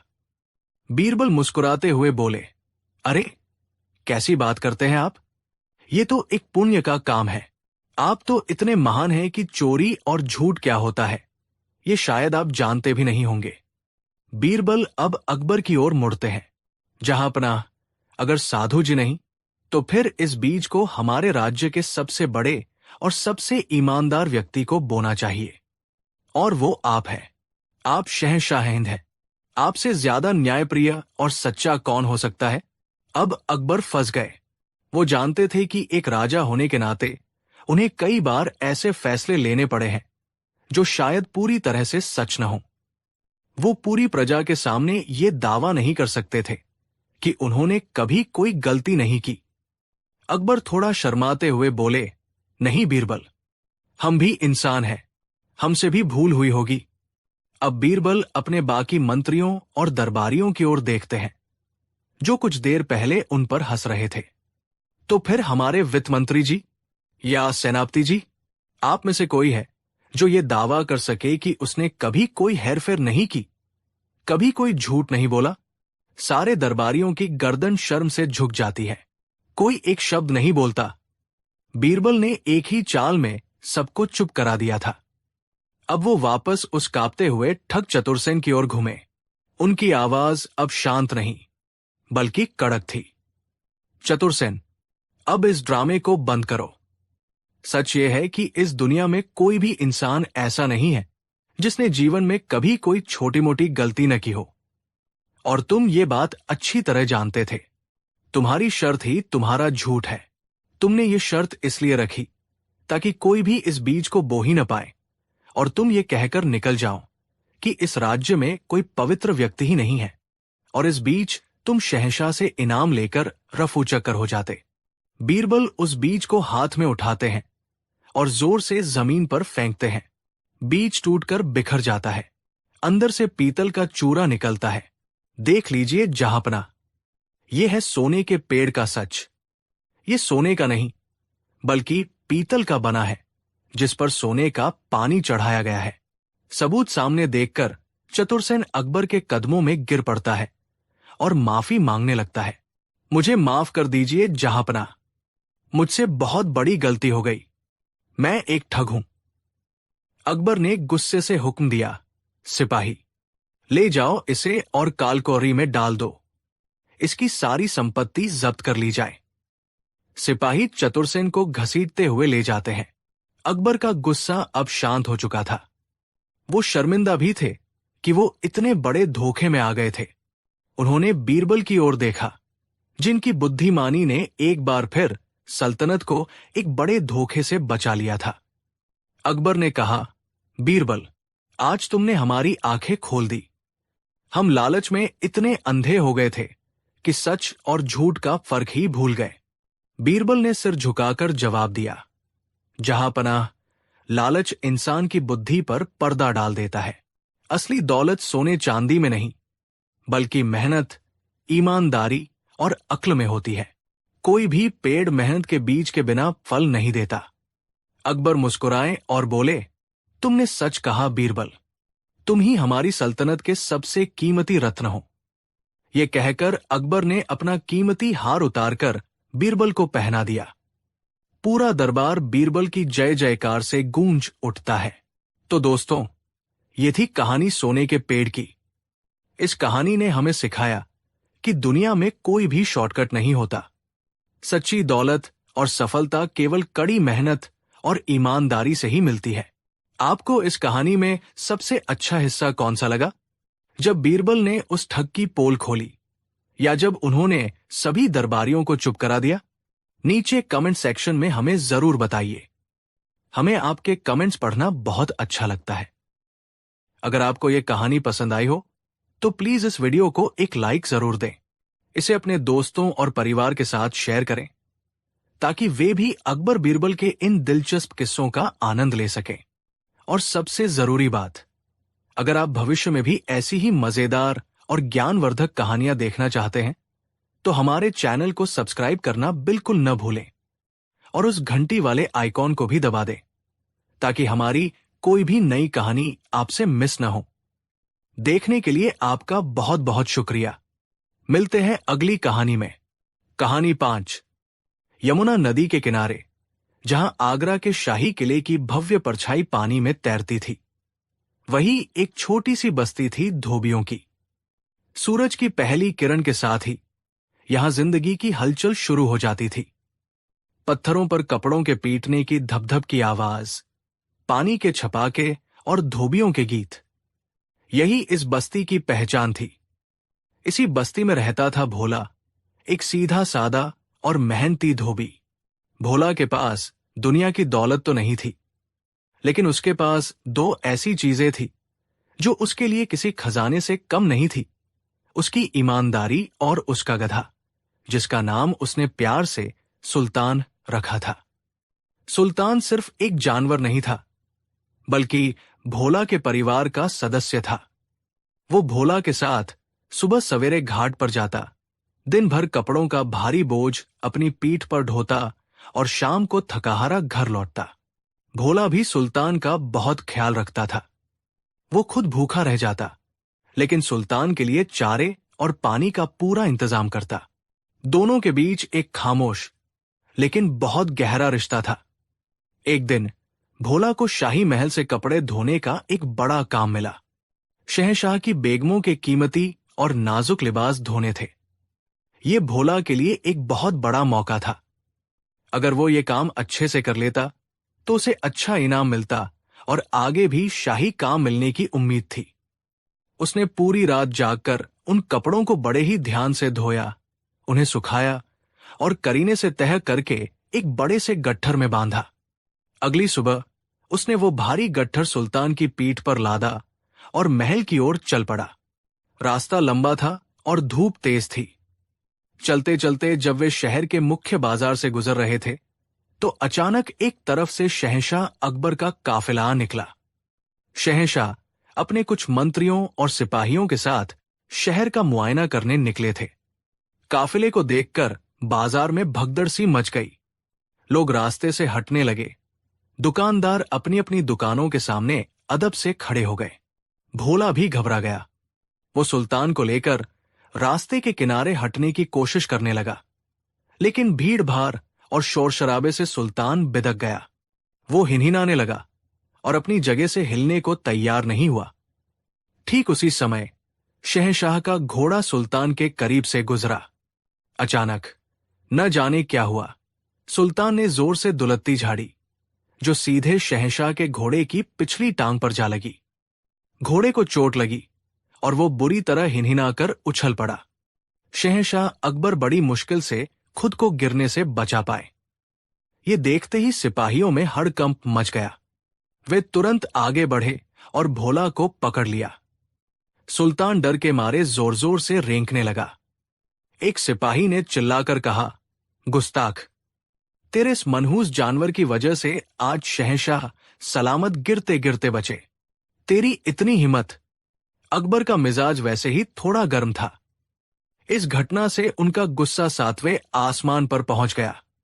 उन्होंने घोड़े से उतरकर देखा, उसकी टांग पर हल्की खरोंच आ गई थी। किसका है ये गधा? शहंशाह ने गरज कर पूछा। भोला कांपते हुए आगे आया और हाथ जोड़कर बोला, हूं हुजूर, ये मेरा गधा है, मुझे माफ कर दीजिए। ये बहुत सीधा जानवर है, पता नहीं आज इसे क्या हो गया। अकबर ने गुस्से से भोला को देखा। माफी?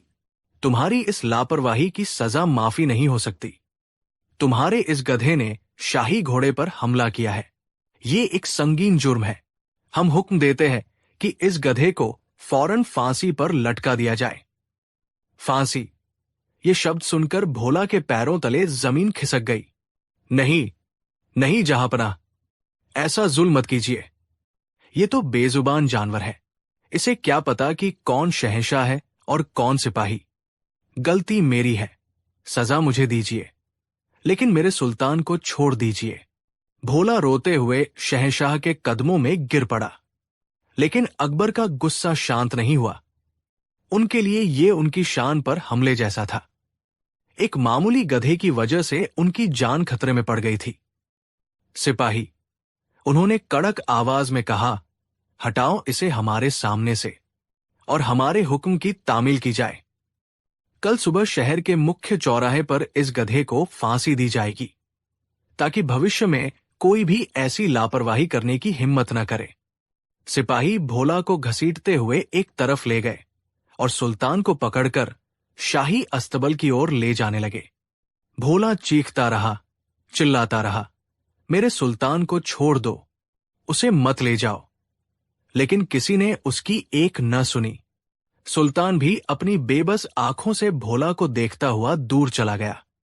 ये पूरी घटना दरबार के कुछ मंत्रियों ने भी देखी। बीरबल उस समय शहंशाह के साथ नहीं थे। जब ये खबर बीरबल तक पहुंची तो उन्हें बहुत दुख हुआ। वो जानते थे कि शहंश ने यह फैसला गुस्से में लिया है और यह सरासर अन्याय है।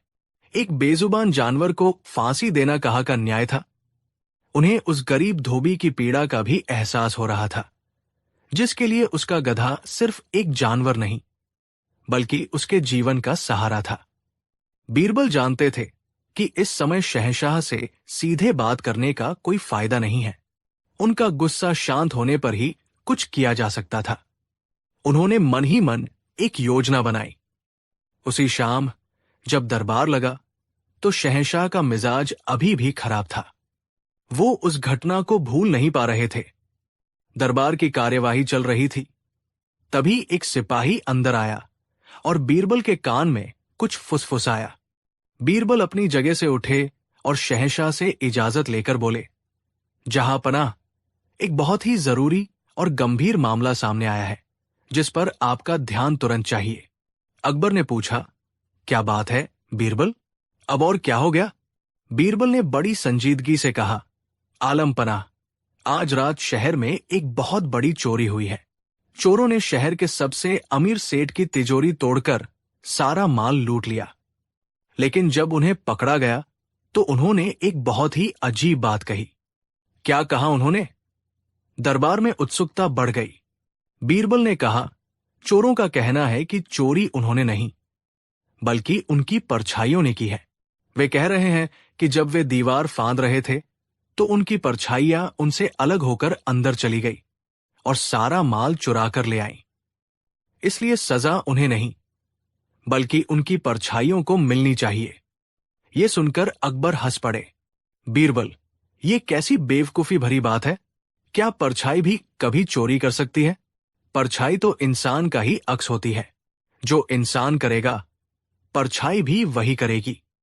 उन चोरों को कोड़े मारकर सच उगलवाओ। बीरबल ने सिर झुकाकर कहा, आप बिल्कुल सही कह रहे हैं जहांपना। परछाई का अपना कोई दिमाग या अपनी कोई मर्जी नहीं होती। वह तो बस अपने मालिक के कर्मों का प्रतिबिंब होती है। ये कहकर बीरबल चुप हो गए। अकबर ने उनकी बात का गहरा मतलब नहीं समझा और वापस दरबारी कामों में लग गए। अगले दिन सुबह शहर के मुख्य चौराहे पर भारी भीड़ जमा थी। शहंशाह के हुक्म के अनुसार गधे को फांसी देने की तैयारी चल रही थी। एक फांसी का तख्ता बनाया गया था और जल्लाद भी तैयार था। भोला एक कोने में बैठा जार-जार रो रहा था। उसकी दुनिया उजड़ चुकी थी। सिपाही सुल्तान को लेकर आए। वो बेचारा जानवर आने वाली मुसीबत से अनजान अपनी बड़ी बड़ी आंखों से चारों तरफ देख रहा था। ठीक उसी समय बीरबल वहां पहुंचे। उन्होंने देखा कि शहंशाह अकबर भी अपने कुछ खास मंत्रियों के साथ एक ऊंचे चबूतरे पर बैठकर ये न्याय होता हुआ देख रहे थे, ताकि लोगों में उनका खौफ बना रहे। बीरबल सीधे शहंशाह के पास गए और कहा, जहांपनाह, इस अपराधी को सजा देने से पहले क्या मैं इससे कुछ सवाल पूछ सकता हूं?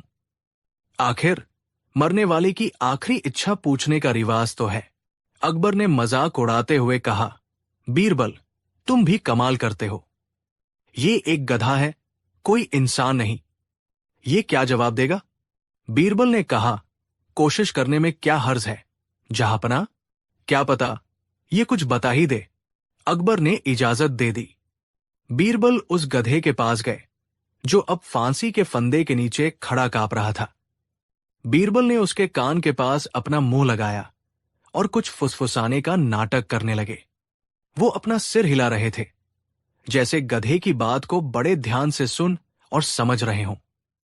ये अजीब दृश्य देखकर सारी भीड़ हैरान थी। शहंशाह भी बड़े गौर से देख रहे थे। कुछ देर बाद बीरबल सीधे होकर शहंशाह के पास लौटे। उनके चेहरे पर बड़ी गंभीरता थी। क्या हुआ बीरबल? अकबर ने पूछा। क्या कहा इस मुजरिम ने? बीरबल ने एक गहरी सांस ली और कहा, जहांपनाह, इस गधे ने मुझे अपना जुर्म कबूल कर लिया है। इसने मान लिया है कि इसने जानबूझकर आपके घोड़े को दुलत्ती मारी थी। ये सुनकर अकबर चौंके। जानबूझकर? लेकिन क्यों? बीरबल ने कहा, इस गधे का कहना है कि इसका एक रिश्तेदार कई साल पहले शाही अस्तबल में काम करता था। उस घोड़े ने उस गधे के साथ बहुत बुरा बर्ताव किया था। ये तो बस अपने रिश्तेदार का बदला ले रहा था। ये सुनते ही दरबारियों में हंसी का फव्वारा छूट पड़ा। खुद अकबर भी अपनी हंसी नहीं रोक पाए। बीरबल, तुम्हारा दिमाग खराब हो गया है क्या? ये कैसी कहानियां सुना रहे हो? जानवरों में भी क्या कोई रिश्तेदारी और बदले की भावना होती है? और अगर होती भी है तो ये गधा जो इस धोबी के पास रहता है, उसे कैसे पता चला कि शाही अस्तबल का वो घोड़ा कौन है? बीरबल इसी मौके का इंतजार कर रहे थे। उन्होंने बड़ी विनम्रता से कहा, माफ करना जहांपनाह, लेकिन यही सवाल तो मैं भी आपसे पूछना चाहता हूं। क्या मतलब? अकबर ने पूछा। बीरबल ने कहा, जहांपनाह, आप सही कह रहे हैं। इस बेजुबान जानवर का अपना कोई दिमाग नहीं है। इसमें बदले की भावना या किसी को पहचानने की समझ नहीं है। ये तो बस एक जानवर है जो अपने मालिक की परछाई की तरह है। ये वही करता है जो उसका मालिक उसे सिखाता है, या फिर डर और घबराहट में कुछ ऐसा कर जाता है जिस पर उसका कोई काबू नहीं होता। अब बीरबल ने अपनी आवाज में थोड़ी दृढ़ता लाते हुए कहा, कल आपने ही फरमाया था कि परछाई को सजा नहीं दी जा सकती, क्योंकि गलती हमेशा असल इंसान की होती है। तो फिर जहांपनाह, इस गधे को सजा क्यों दी जा रही है? ये तो इस गरीब धोबी की परछाई मात्र है। अगर ये बिदका तो शायद अपने मालिक की घबराहट की वजह से। अगर इसने दुलत्ती मारी तो शायद भीड़ के शोर से डरकर। इसकी अपनी कोई मर्जी नहीं थी। अगर कोई दोषी है तो इसका मालिक है, जिसने इसे भीड़ में काबू नहीं किया। सजा मिलनी है तो इस धोबी को मिलनी चाहिए, इस बेजुबान को नहीं। बीरबल की बातें तीर की तरह शहंश के दिल में लगी। उन्हें अपनी कल की कही हुई बात याद आ गई। उन्हें एहसास हुआ कि गुस्से में उन्होंने कितना बड़ा अन्याय करने का हुक्म दे दिया था। एक बेजुबान जानवर को फांसी देना, जो अपनी बेगुनाही बयान भी नहीं कर सकता, ये एक शहंशाह को शोभा नहीं देता। उनकी नजर उस गरीब धोबी भोला पर पड़ी, जो अब भी एक कोने में बैठा रो रहा था। उन्हें एहसास हुआ कि इस गधे को फांसी देने का मतलब सिर्फ एक जानवर को मारना नहीं, बल्कि इस गरीब इंसान की पूरी दुनिया को उजाड़ना है। अकबर का गुस्सा अब शर्मिंदगी में बदल चुका था। वो अपने चबूतरे से उतरे और भीड़ के सामने ऐलान किया, बीरबल ने हमारी आंखें खोल दी है। हमने गुस्से में एक गलत फैसला ले लिया था। ये गधा बेकसूर है, इसे आजाद किया जाए। ये सुनते ही भोला को जैसे नई जिंदगी मिल गई। वो दौड़कर अपने सुल्तान के पास गया और उससे लिपटकर रोने लगा। भीड़ में शहंशाह अकबर की जय और मंत्री बीरबल की जय के नारे गूंजने लगे।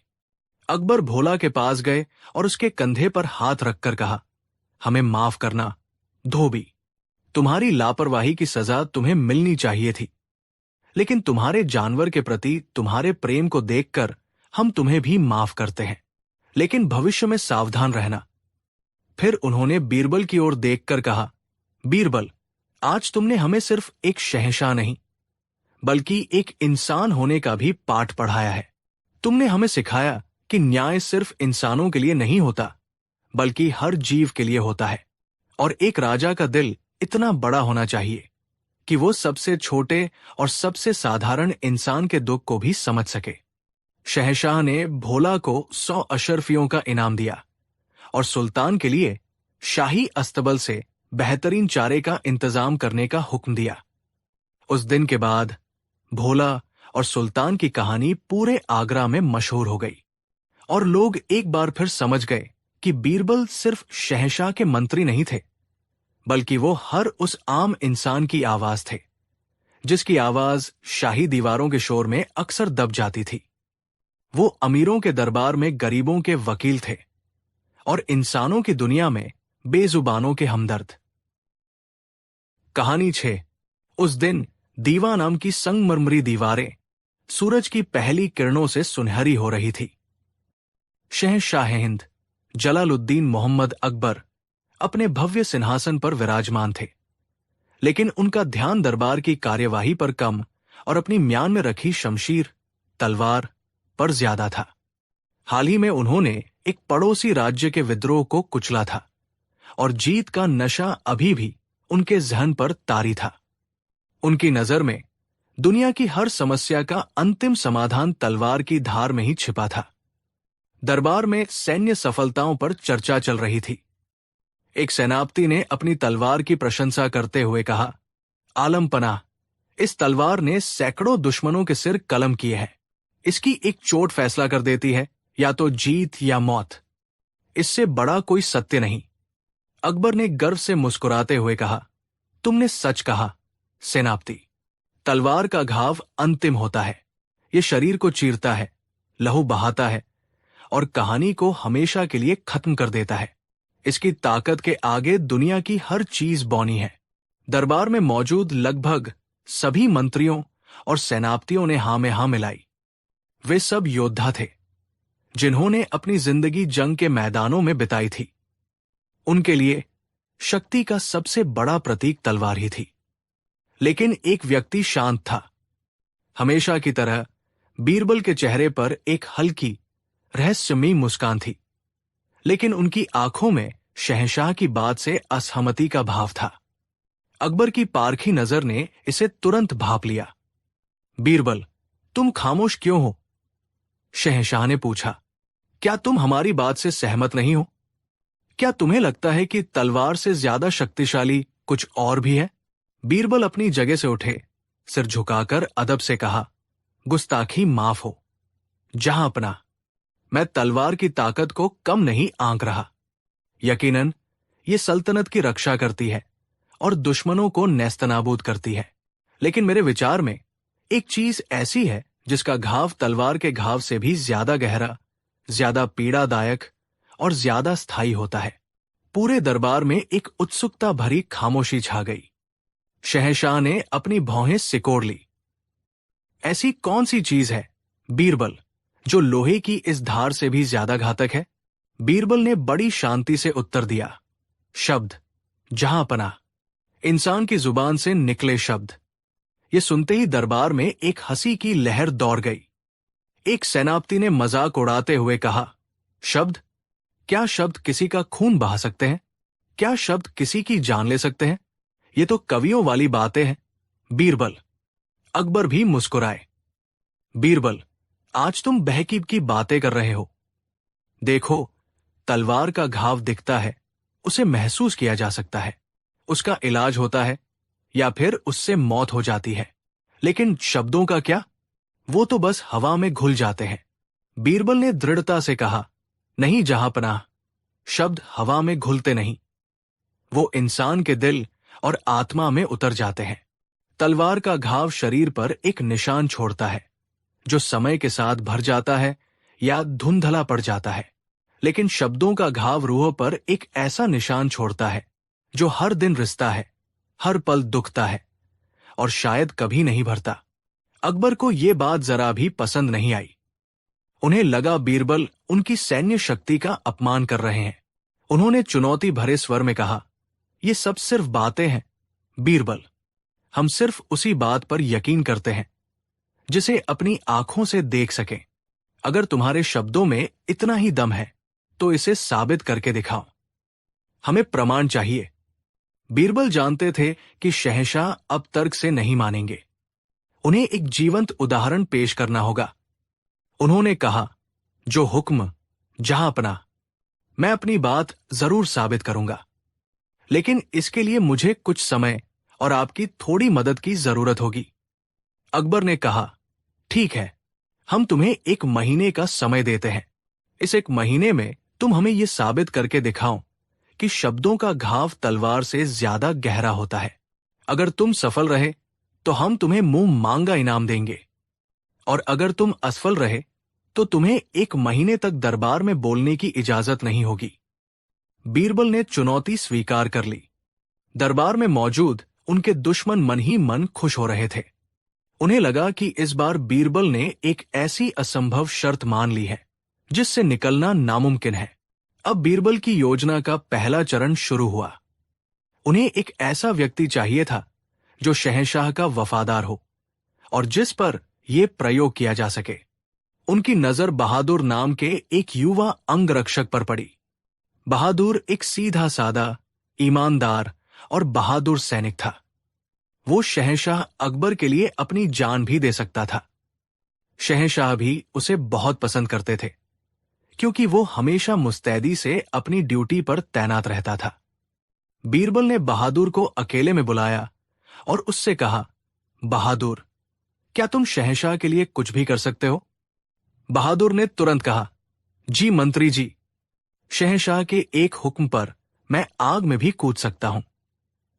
बीरबल ने उसे अपनी योजना का सिर्फ पहला हिस्सा बताया। मैं चाहता हूं कि कल जब शहंशाह तलवारबाजी का अभ्यास कर रहे हों, तो तुम जानबूझकर एक छोटी सी चूक कर देना। तुम्हें एक ऐसा मौका बनाना है कि शहंशाह की तलवार गलती से तुम्हारे हाथ पर लग जाए। घाव गहरा नहीं होना चाहिए, बस एक खरोंच आनी चाहिए। बहादुर ये सुनकर थोड़ा घबराया, लेकिन बीरबल ने उसे समझाया कि ये एक बहुत बड़े मकसद के लिए जरूरी है। बहादुर अपनी वफादारी साबित करने के लिए तुरंत तैयार हो गया। अगले दिन अकबर अपने अभ्यास क्षेत्र में तलवारबाजी कर रहे थे। बीरबल के कहे अनुसार बहादुर उनके साथ अभ्यास कर रहा था।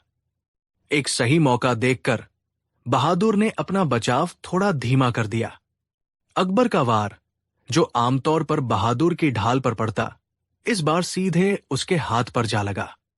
तलवार की नोक ने उसके हाथ पर एक गहरा चीरा लगा दिया। खून की धारा बह निकली। अकबर ये देखकर सन्न रह गए। ये क्या हुआ? बहादुर, तुम्हें चोट लग गई। उन्हें अपनी गलती पर बहुत पछतावा हुआ। वो तुरंत बहादुर के पास गए, अपने शाही रुमाल से उसका खून पोंछा और शाही हकीम को बुलाने का आदेश दिया। शहंशाह ने खुद बहादुर के घाव पर मरहम लगवाया। उन्होंने उसे डांटते हुए कहा, मूर्ख, तुम्हारा ध्यान कहाँ था? आज तुम्हारी जान भी जा सकती थी। उनकी डांट में गुस्सा कम, चिंता और अपनापन ज्यादा था। अगले कुछ दिनों तक शहंशाह रोज बहादुर का हालचाल पूछते। उन्होंने उसे इनाम के तौर पर 100 सोने की अशर्फिया दी और उसे 1 महीने के लिए आराम करने का हुक्म दिया। सल्तनत के सबसे अच्छे हकीमों ने बहादुर का इलाज किया। कुछ ही हफ्तों में उसका घाव पूरी तरह से भर गया। हाथ पर बस एक हल्का सा, धुंधला सा निशान बाकी रह गया था। बहादुर शहंशाह के इस बर्ताव से अभिभूत था। उसे लगा कि वो दुनिया का सबसे भाग्यशाली सैनिक है, जिसका बादशाह खुद उसका इतना ख्याल रखता है। वो पहले से भी ज्यादा शहंशाह का वफादार हो गया। 1 महीना लगभग पूरा होने वाला था। दरबार में लोग ये मान चुके थे कि बीरबल अपनी चुनौती हार गए हैं।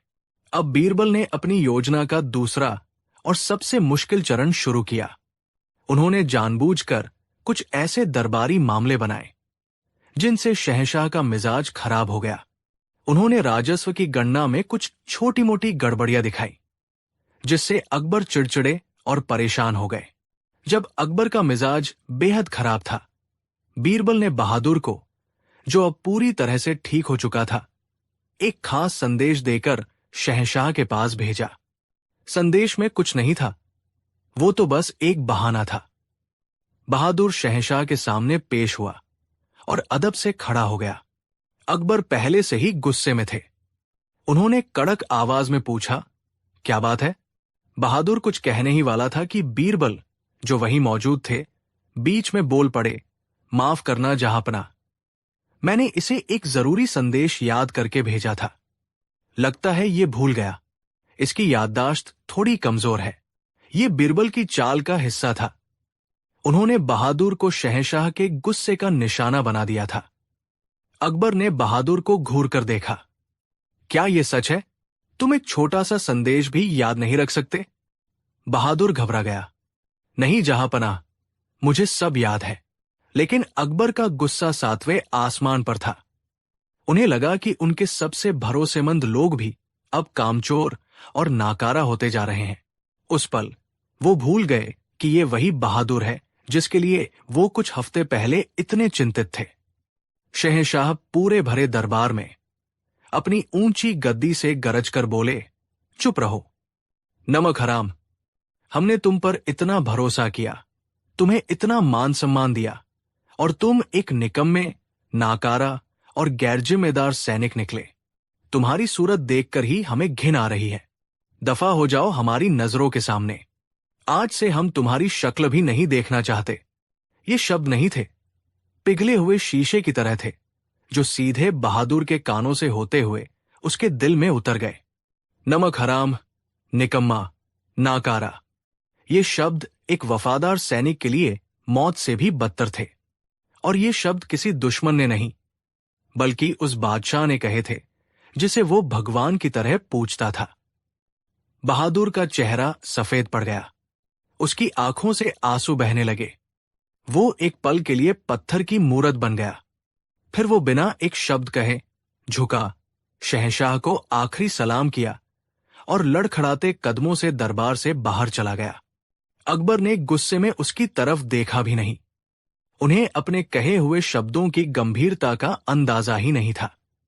उन्हें लगा कि उन्होंने बस एक लापरवाह नौकर को डांटा है। अगले दिन खबर आई कि बहादुर ने अपनी नौकरी से इस्तीफा दे दिया है और अपना गांव वापस चला गया है।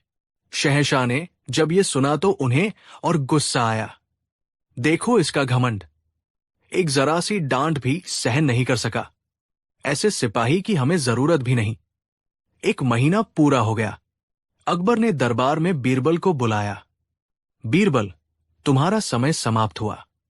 तुम अपनी बात साबित नहीं कर सके। तलवार का घाव सच है और शब्दों का घाव बस एक कल्पना। अपनी हार स्वीकार करो। बीरबल ने सिर झुकाकर कहा, जहांपनाह, मेरा प्रयोग अभी पूरा नहीं हुआ है। मैं बस आपसे बहादुर को एक बार फिर दरबार में बुलाने की इजाजत चाहता हूं। अकबर ने बेमन से इजाजत दे दी। कुछ दिनों बाद बहादुर को दरबार में लाया गया। वो अब एक सैनिक नहीं लग रहा था। उसके चेहरे की चमक गायब हो चुकी थी। उसकी आंखें बुझी हुई थी और वो कमजोर और टूटा हुआ लग रहा था। अकबर ने उसे देखकर कहा, तो तुम आ ही गए। सुना है तुमने नौकरी छोड़ दी। लगता है हमारी जरा सी डांट तुम्हें बहुत बुरी लग गई। बहादुर खामोश रहा। उसकी नजरें जमीन पर गड़ी थी। अब बीरबल आगे आए।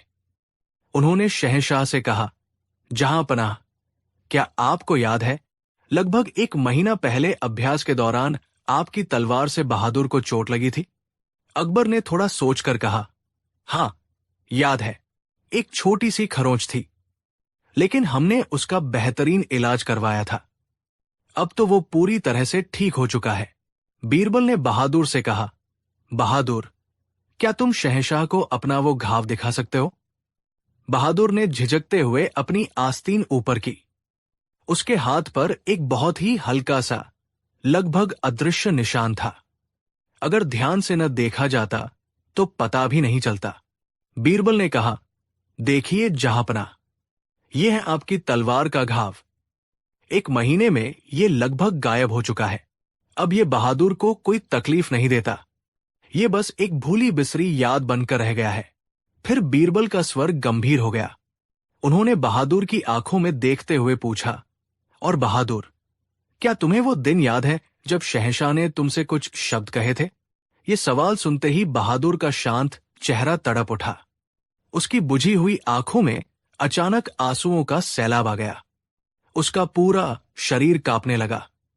उसकी आवाज एंजी एचिन गई और वो हिचकियों के बीच बोला, हां, हां मंत्री जी, मुझे एक एक शब्द याद है। उन्होंने मुझे नमक हराम कहा था, निकम्मा कहा था। उन्होंने कहा था कि उन्हें मेरी सूरत से घिन आती है। ये कहते कहते वो जमीन पर बैठ गया और बच्चों की तरह फूट फूट कर रोने लगा। वो तलवार का घाव तो कुछ भी नहीं था। जहां पनाह, वो तो आपने प्यार से सहलाकर भर दिया था। लेकिन आपके शब्द, वो हर रोज मेरे दिल को एक तलवार की तरह चीरते हैं। मैं जब भी सोने की कोशिश करता हूं, आपके वही शब्द मेरे कानों में गूंजते हैं। मुझे अपनी ही नजरों में खुद से घिन आने लगी है। वो तलवार का निशान तो मिट गया, पर आपकी बातों ने मेरी रूह पर जो घाव दिया है, वो शायद मरते दम तक नहीं भरेगा। बहादुर की ये हालत देखकर और उसकी बातें सुनकर पूरे दरबार में सन्नाटा छा गया। शहंशाह अकबर अपनी गद्दी पर जड़ हो गए थे। उन्हें पहली बार अपने शब्दों की ताकत का एहसास हुआ। उन्हें याद आया कि कैसे उन्होंने बहादुर के तलवार वाले घाव पर चिंता जताई थी, लेकिन शब्दों का घाव देने के बाद उसे पूरी तरह से भूल गए थे। उनकी आंखों के सामने दोनों दृश्य घूम गए। एक तरफ तलवार का हल्का सा निशान और दूसरी तरफ एक वफादार इंसान की टूटी हुई आत्मा। अकबर अपनी गद्दी से उतरे। वो धीरे धीरे चलकर बहादुर के पास गए और उसे जमीन से उठाया। उनकी आंखों में गहरा पछतावा था। उन्होंने बहादुर के दोनों कंधे पकड़कर कहा, बहादुर, हमें माफ कर दो। हम अपने गुस्से में अंधे हो गए थे। हमने ये कभी नहीं सोचा था कि हमारे शब्द तुम्हें इतनी गहरी चोट पहुंचाएंगे। फिर वो पूरे दरबार की ओर मुड़े और ऊंची आवाज में कहा, आज बीरबल जीत गया और हम हार गए। आज हमने अपनी आंखों से देख लिया कि तलवार का घाव तो हकीम भर सकता है, लेकिन शब्दों का घाव सिर्फ माफी और प्यार ही भर सकता है, और कभी कभी तो वो भी नहीं। सच है, शब्दों का घाव तलवार के घाव से 1000 गुना ज्यादा गहरा होता है। शहंशाह ने बहादुर को फिर से उसकी नौकरी पर बहाल किया और उसे पहले से भी ज्यादा सम्मान दिया। लेकिन उस दिन के बाद शहंशाह अकबर बोलने से पहले हमेशा 1000 बार सोचते थे। उन्होंने सीख लिया था कि एक बादशाह की सबसे बड़ी ताकत उसकी तलवार नहीं, बल्कि उसके शब्द होते हैं, जो किसी को बना भी सकते हैं और किसी को हमेशा के लिए तोड़ भी सकते हैं। कहानी 7। आगरा शहर की एक सबसे व्यस्त गली में सेठ धनीराम की आलीशान हवेली थी। धनीराम, जैसा कि नाम से ही जाहिर था, शहर के सबसे अमीर व्यापारियों में से एक थे। उनके पास सोना, चांदी, हीरे जवाहरात और जमीन जायदाद की कोई कमी नहीं थी। ईश्वर ने उन्हें धन तो भरपूर दिया था, लेकिन उनकी एक ही चिंता थी जो उन्हें दिन रात खाई जाती थी, उनकी 3 बेटियां। बेटियां तो चांद का टुकड़ा थी, सुशील और गुणवान। लेकिन सेठ जी ने जल्दबाजी और लालच में उनकी शादियां जिन घरों में की थी, वहां से उन्हें 3 ऐसे दामाद मिले थे जिन्हें अक्ल छूकर भी नहीं गुजरी थी। सेठ जी के बड़े दामाद का नाम था लंबोदर। वो खाते पीते घर का था, शरीर से हट्टा कट्टा, लेकिन दिमाग से बिल्कुल पैदल। उसकी दुनिया सिर्फ खाने और सोने के इर्द गिर्द घूमती थी। वो अक्सर कहता था, दिमाग पर ज्यादा जोर नहीं डालना चाहिए, वरना खाना हजम नहीं होता। मजले दामाद का नाम था चतुरमल। नाम के बिल्कुल विपरीत, उसमें चतुराई का एक कण भी नहीं था। वो दूसरों की नकल करने में माहिर था, लेकिन अपनी अक्ल का इस्तेमाल करना उसे आता ही नहीं था। अगर कोई उसे कहता कि दीवार में सिर मारने से ज्ञान बढ़ता है, तो वो बिना सोचे समझे दीवार से सिर टकराने लगता। और सबसे छोटे दामाद का नाम था बुद्धिलाल। विडंबना देखिए, बुद्धिलाल को लगता था कि वह दुनिया का सबसे बुद्धिमान व्यक्ति है। वो हर बात पर अपनी राय देता, हर मामले में अपनी टांग अड़ाता, लेकिन उसकी बातें हमेशा बेवकूफी भरी होती थी। उसे लगता था कि जोर जोर से और आत्मविश्वास से बोलने से मूर्खता भी बुद्धिमानी लगने लगती है। सेठ धनीराम जब भी अपने इन 3 नमूनों को देखते तो अपना सिर पीट लेते। उन्हें चिंता थी कि उनके बाद उनकी इतनी बड़ी संपत्ति का क्या होगा, कौन संभालेगा उनका कारोबार। एक दिन उनकी पत्नी ने उन्हें उदास देखकर कहा, अजी सुनते हो, आप इतना क्यों सोचते हैं? दामाद है, धीरे धीरे सीख जाएंगे। आप उनकी कोई परीक्षा लेकर देखिए, क्या पता कोई एक तो खरान निकल ही आए। पत्नी की बात सेठ जी के मन को भा गई। उन्होंने सोचा, हां, ये सही रहेगा, मैं उनकी एक परीक्षा लूंगा। जो इस परीक्षा में पास हो जाएगा, मैं अपना सारा कारोबार उसे ही सौंप दूंगा। सेठ जी ने तुरंत तीनों दामादों को अपने घर पर भोज के लिए बुलवाया। तीनों दामाद ये सुनकर बहुत खुश हुए। लंबोदर को अच्छे अच्छे पकवानों का ख्याल आया। चतुरमल ने सोचा कि ससुर जी जरूर कोई कीमती तोहफा देंगे, और बुद्धिलाल ने मन में ठान लिया कि आज वह अपनी बुद्धिमानी से ससुर जी का दिल जीत ही लेगा। जब तीनों दामाद आ गए और लजीज पकवानों का दौर खत्म हुआ, तो सेठ धनीराम ने गंभीर होकर कहा, पुत्रो, अब मैं बूढ़ा हो चला हूं। मैं चाहता हूं कि तुम तीनों में से कोई एक मेरे कारोबार की बागडोर संभाले, लेकिन इसके लिए तुम्हें मेरी एक परीक्षा पास करनी होगी। ये सुनकर तीनों दामाद सीधे होकर बैठ गए। सेठ जी ने अपने नौकर को बुलाया और 3 छोटी छोटी थैलियां मंगवाई। उन्होंने हर थैली में 100 सोने की अशर्फियां भरी और एक एक थैली तीनों दामादों को देते हुए कहा, मैं तुम तीनों को 100 अशर्फियां दे रहा हूं। तुम्हें इन अशर्फियों से कोई ऐसी चीज खरीदनी है जिससे मेरी ये पूरी हवेली कोने कोने तक भर जाए। तुम्हारे पास कल शाम तक का समय है। जो ये काम सबसे अच्छे तरीके से करेगा, वही मेरा वारिस होगा। ये अजीब सी शर्त सुनकर तीनों दामाद सोच में पड़ गए। 100 अशर्फियों में ऐसी क्या चीज आएगी जिससे इतनी बड़ी हवेली भर जाए? सबसे पहले बड़ा दामाद लंबोदर अशर्फियों की थैली लेकर बाजार की ओर चला। उसका दिमाग तो वैसे भी ज्यादा नहीं चलता था।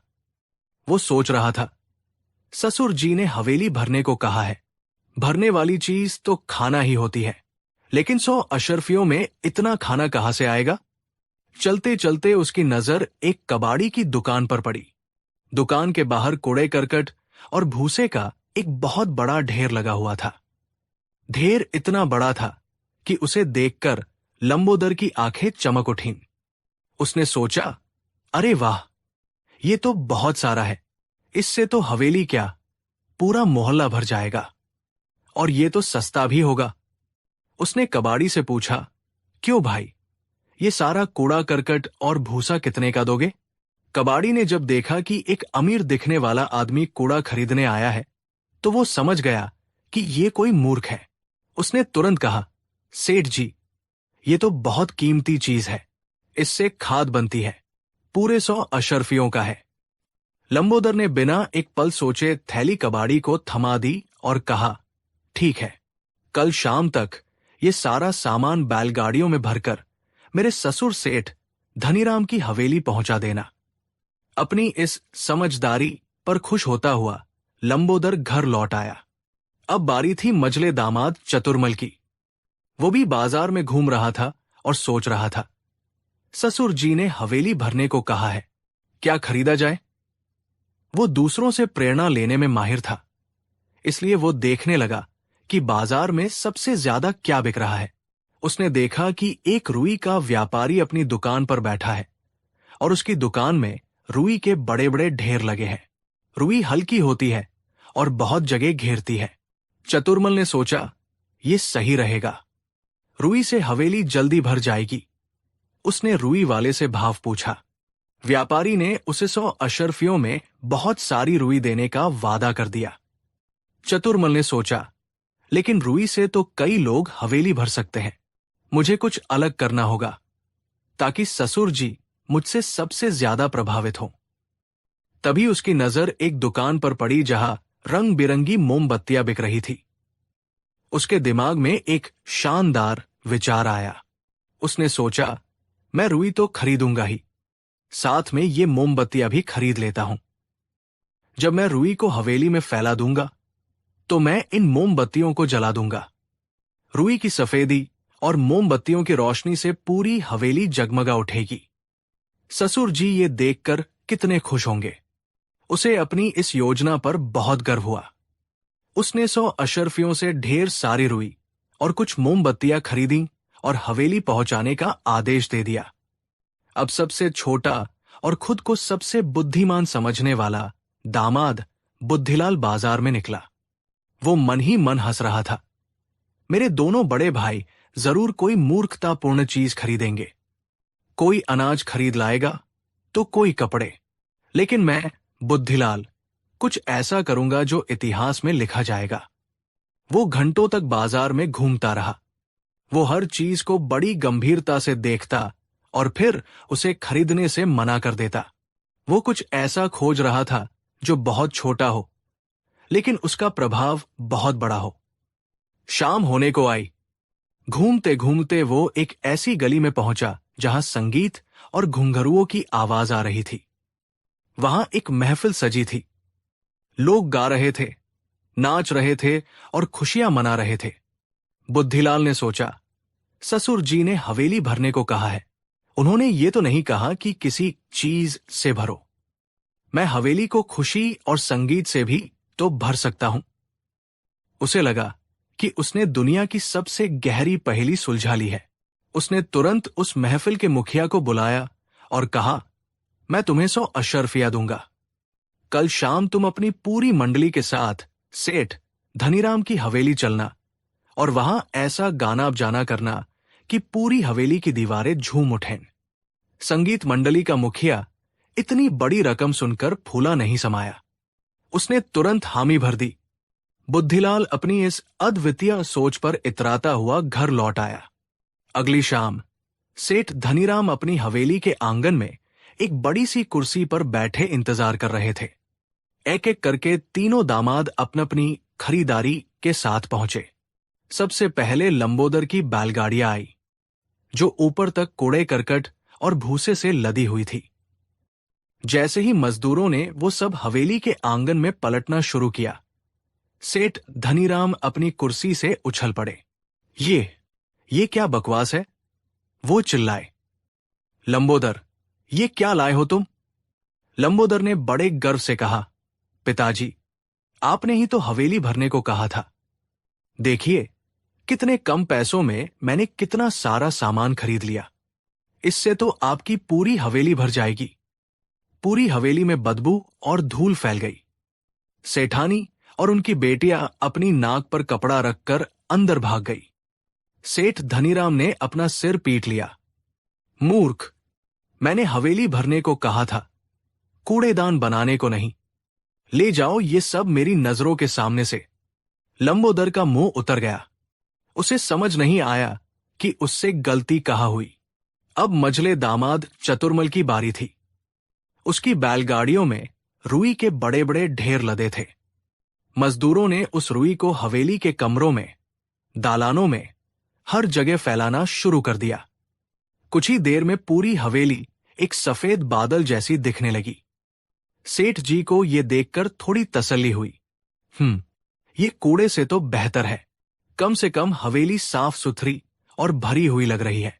चतुर्मल ये सुनकर बहुत खुश हुआ। उसने कहा, पिताजी, अभी तो मेरी योजना का सबसे अच्छा हिस्सा बाकी है। ये कहकर उसने जेब से मोमबत्तियां निकाली और उन्हें रुई के ढेरों के बीच में जलाना शुरू कर दिया। अरे मूर्ख, ये क्या कर रहा है? सेठ जी चिल्लाए। लेकिन तब तक बहुत देर हो चुकी थी। एक मोमबत्ती की लौ ने पास पड़ी रुई को पकड़ लिया और फिर पलक झपकते ही पूरी हवेली में आग लग गई। रुई धू-धू करके जलने लगी। हवेली में हाहाकार मच गया। नौकर चाकर बाल्टियों में पानी भरकर आग बुझाने के लिए दौड़ने लगे। बड़ी मुश्किल से आग पर काबू पाया गया, लेकिन तब तक हवेली की दीवारों पर कालिक पुत चुकी थी और हर तरफ जली हुई रुई की बदबू फैल गई थी। चतुर्मल एक कोने में खड़ा कांप रहा था। उसे समझ नहीं आ रहा था कि उसकी इतनी रोशन योजना ऐसे अंधेरे में कैसे डूब गई। सेठ धनीराम गुस्से से लाल पीले हो रहे थे। एक ने हवेली को कबाड़ खाना बना दिया, दूसरे ने उसे जलाने में कोई कसर नहीं छोड़ी। अब उनकी आखिरी उम्मीद सबसे छोटे दामाद बुद्धिलाल पर टिकी थी। बुद्धिलाल बड़े ही नाटकीय अंदाज में आगे बढ़ा। पिताजी, उसने कहा, मेरे दोनों भाइयों ने हवेली को भौतिक चीजों से भरने की कोशिश की, लेकिन मैं इस हवेली को आत्मा से भरूंगा। मैं इसे आनंद और उल्लास से भर दूंगा। ये कहकर उसने ताली बजाई। तभी बाहर से ढोल, नगाड़ों और घुंघरुओं की आवाज आने लगी। संगीतकारों और नर्तकियों की एक पूरी मंडली नाचते गाते हुए हवेली में घुस आई। वे जोर जोर से गाने और नाचने लगे।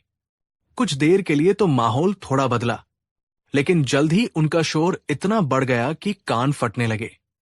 वे हवेली के हर कोने में नाच रहे थे, हर चीज पर चढ़ रहे थे। सेठ जी का सिर दर्द से फटने लगा। उनकी शांतिप्रिय हवेली एक मछली बाजार बन चुकी थी। उन्होंने हाथ जोड़कर बुद्धिलाल से कहा, बेटा, बस कर, बंद करवा ये सब। मेरी हवेली भर तो गई है, लेकिन सिर दर्द से मुझे शांति चाहिए। बुद्धिलाल को बहुत धक्का लगा। लेकिन पिताजी, ये तो खुशी है, आनंद है। सेठ जी चिल्लाए। ये खुशी नहीं, पागलपन है। भगाओ इन सबको यहां से। संगीत मंडली को पैसे देकर विदा किया गया। अब सेठ धनीराम हवेली के जले हुए, बदबूदार और गंदे आंगन में खड़े थे और उनके सामने उनके तीनों होशियार दामाद सिर झुकाए खड़े थे। सेठ जी को लगा कि वह या तो रोए या हंसे। उनकी सारी उम्मीदें टूट चुकी थी। ठीक उसी समय आगरा के बाजार में यह खबर आग की तरह फैल गई। लोग सेठ धनीराम के 3 मूर्ख दामादों की कहानी सुनकर मजा ले रहे थे। ये खबर उड़ते उड़ते शहंशाह अकबर के कानों तक भी पहुंची। अकबर को यह किस्सा सुनकर बहुत हंसी आई।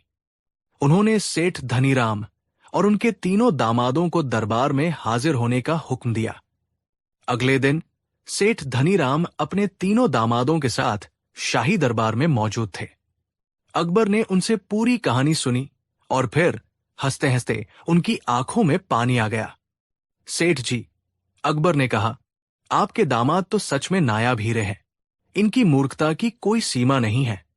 तभी बीरबल, जो अब तक चुपचाप ये सब सुन रहे थे, अपनी जगह से उठे। उन्होंने कहा, गुस्ताखी माफ हो, जहां पनाह। मेरे विचार में ये दामाद उतने भी मूर्ख नहीं है जितना हम समझ रहे हैं। सब हैरान होकर बीरबल की ओर देखने लगे। बीरबल ने समझाया, जहां पनाह, सेठ जी की शर्त ही थोड़ी अधूरी थी। उन्होंने कहा, हवेली भर दो, लेकिन ये नहीं बताया कि किस चीज से भरो। बड़े दामाद ने सोचा कि सबसे ज्यादा जगह घेरने वाली चीज भूसा और कूड़ा है, जो एक तरह से सच भी है। मझले दामाद ने सोचा कि रुई से हवेली सुंदर लगेगी और रोशनी से और भी चमक उठेगी। उसकी नीयत अच्छी थी, बस उसे आग और रुई के रिश्ते का ज्ञान नहीं था। और सबसे छोटे दामाद ने तो सबसे गहरी बात सोची। उसने हवेली को निर्जीव चीजों से नहीं, बल्कि खुशी और संगीत जैसी सजीव भावनाओं से भरने की कोशिश की। बीरबल ने सेठ धनीराम की ओर देखकर कहा, सेठ जी, आपके दामाद मूर्ख नहीं है, अनुभवहीन है। उन्होंने वही किया जो उनकी सीमित समझ ने उन्हें बताया। लंबोदर को शायद खेती बाड़ी का काम सौंपा जाए तो वो अच्छा करेगा। चतुर्मल को सजावट और प्रबंधन का काम दिया जा सकता है, बस उसे किसी समझदार व्यक्ति के मार्गदर्शन की जरूरत है। और बुद्धिलाल, उसकी सोच रचनात्मक है, उसे योजना बनाने का काम दिया जा सकता है, बस उसे ये सिखाना होगा कि हर योजना को लागू करने से पहले उसके परिणामों के बारे में सोचे। बीरबल की बातें सुनकर सेठ धनीराम की आंखें खुल गई। उन्होंने आज तक अपने दामादों को सिर्फ मूर्ख ही समझा था, कभी उनकी काबिलियत को पहचानने की कोशिश ही नहीं की थी। उन्हें अपनी गलती का एहसास हुआ। अकबर भी बीरबल की इस व्याख्या से बहुत प्रभावित हुए। उन्होंने कहा, वाह बीरबल, तुमने तो इन मूर्खों में भी गुण ढूंढ निकाले। सच है, दुनिया में कोई भी व्यक्ति पूरी तरह से बेकार नहीं होता, बस उसे सही काम और सही मार्गदर्शन की जरूरत होती है। सेठ धनीराम ने दरबार में ही बीरबल का धन्यवाद किया। उस दिन के बाद उन्होंने अपने तीनों दामादों को उनकी काबिलियत के अनुसार अपने कारोबार में अलग अलग जिम्मेदारियां दी और खुद उनका मार्गदर्शन करने लगे। धीरे धीरे अनुभव के साथ उनके वही 3 मूर्ख दामाद समझदार और काबिल व्यापारी बन गए। और इस तरह बीरबल की बुद्धिमानी ने न केवल 3 लोगों को मूर्ख साबित होने से बचाया, बल्कि एक निराश ससुर को उसके 3 काबिल वारिस भी दिलवा दिए।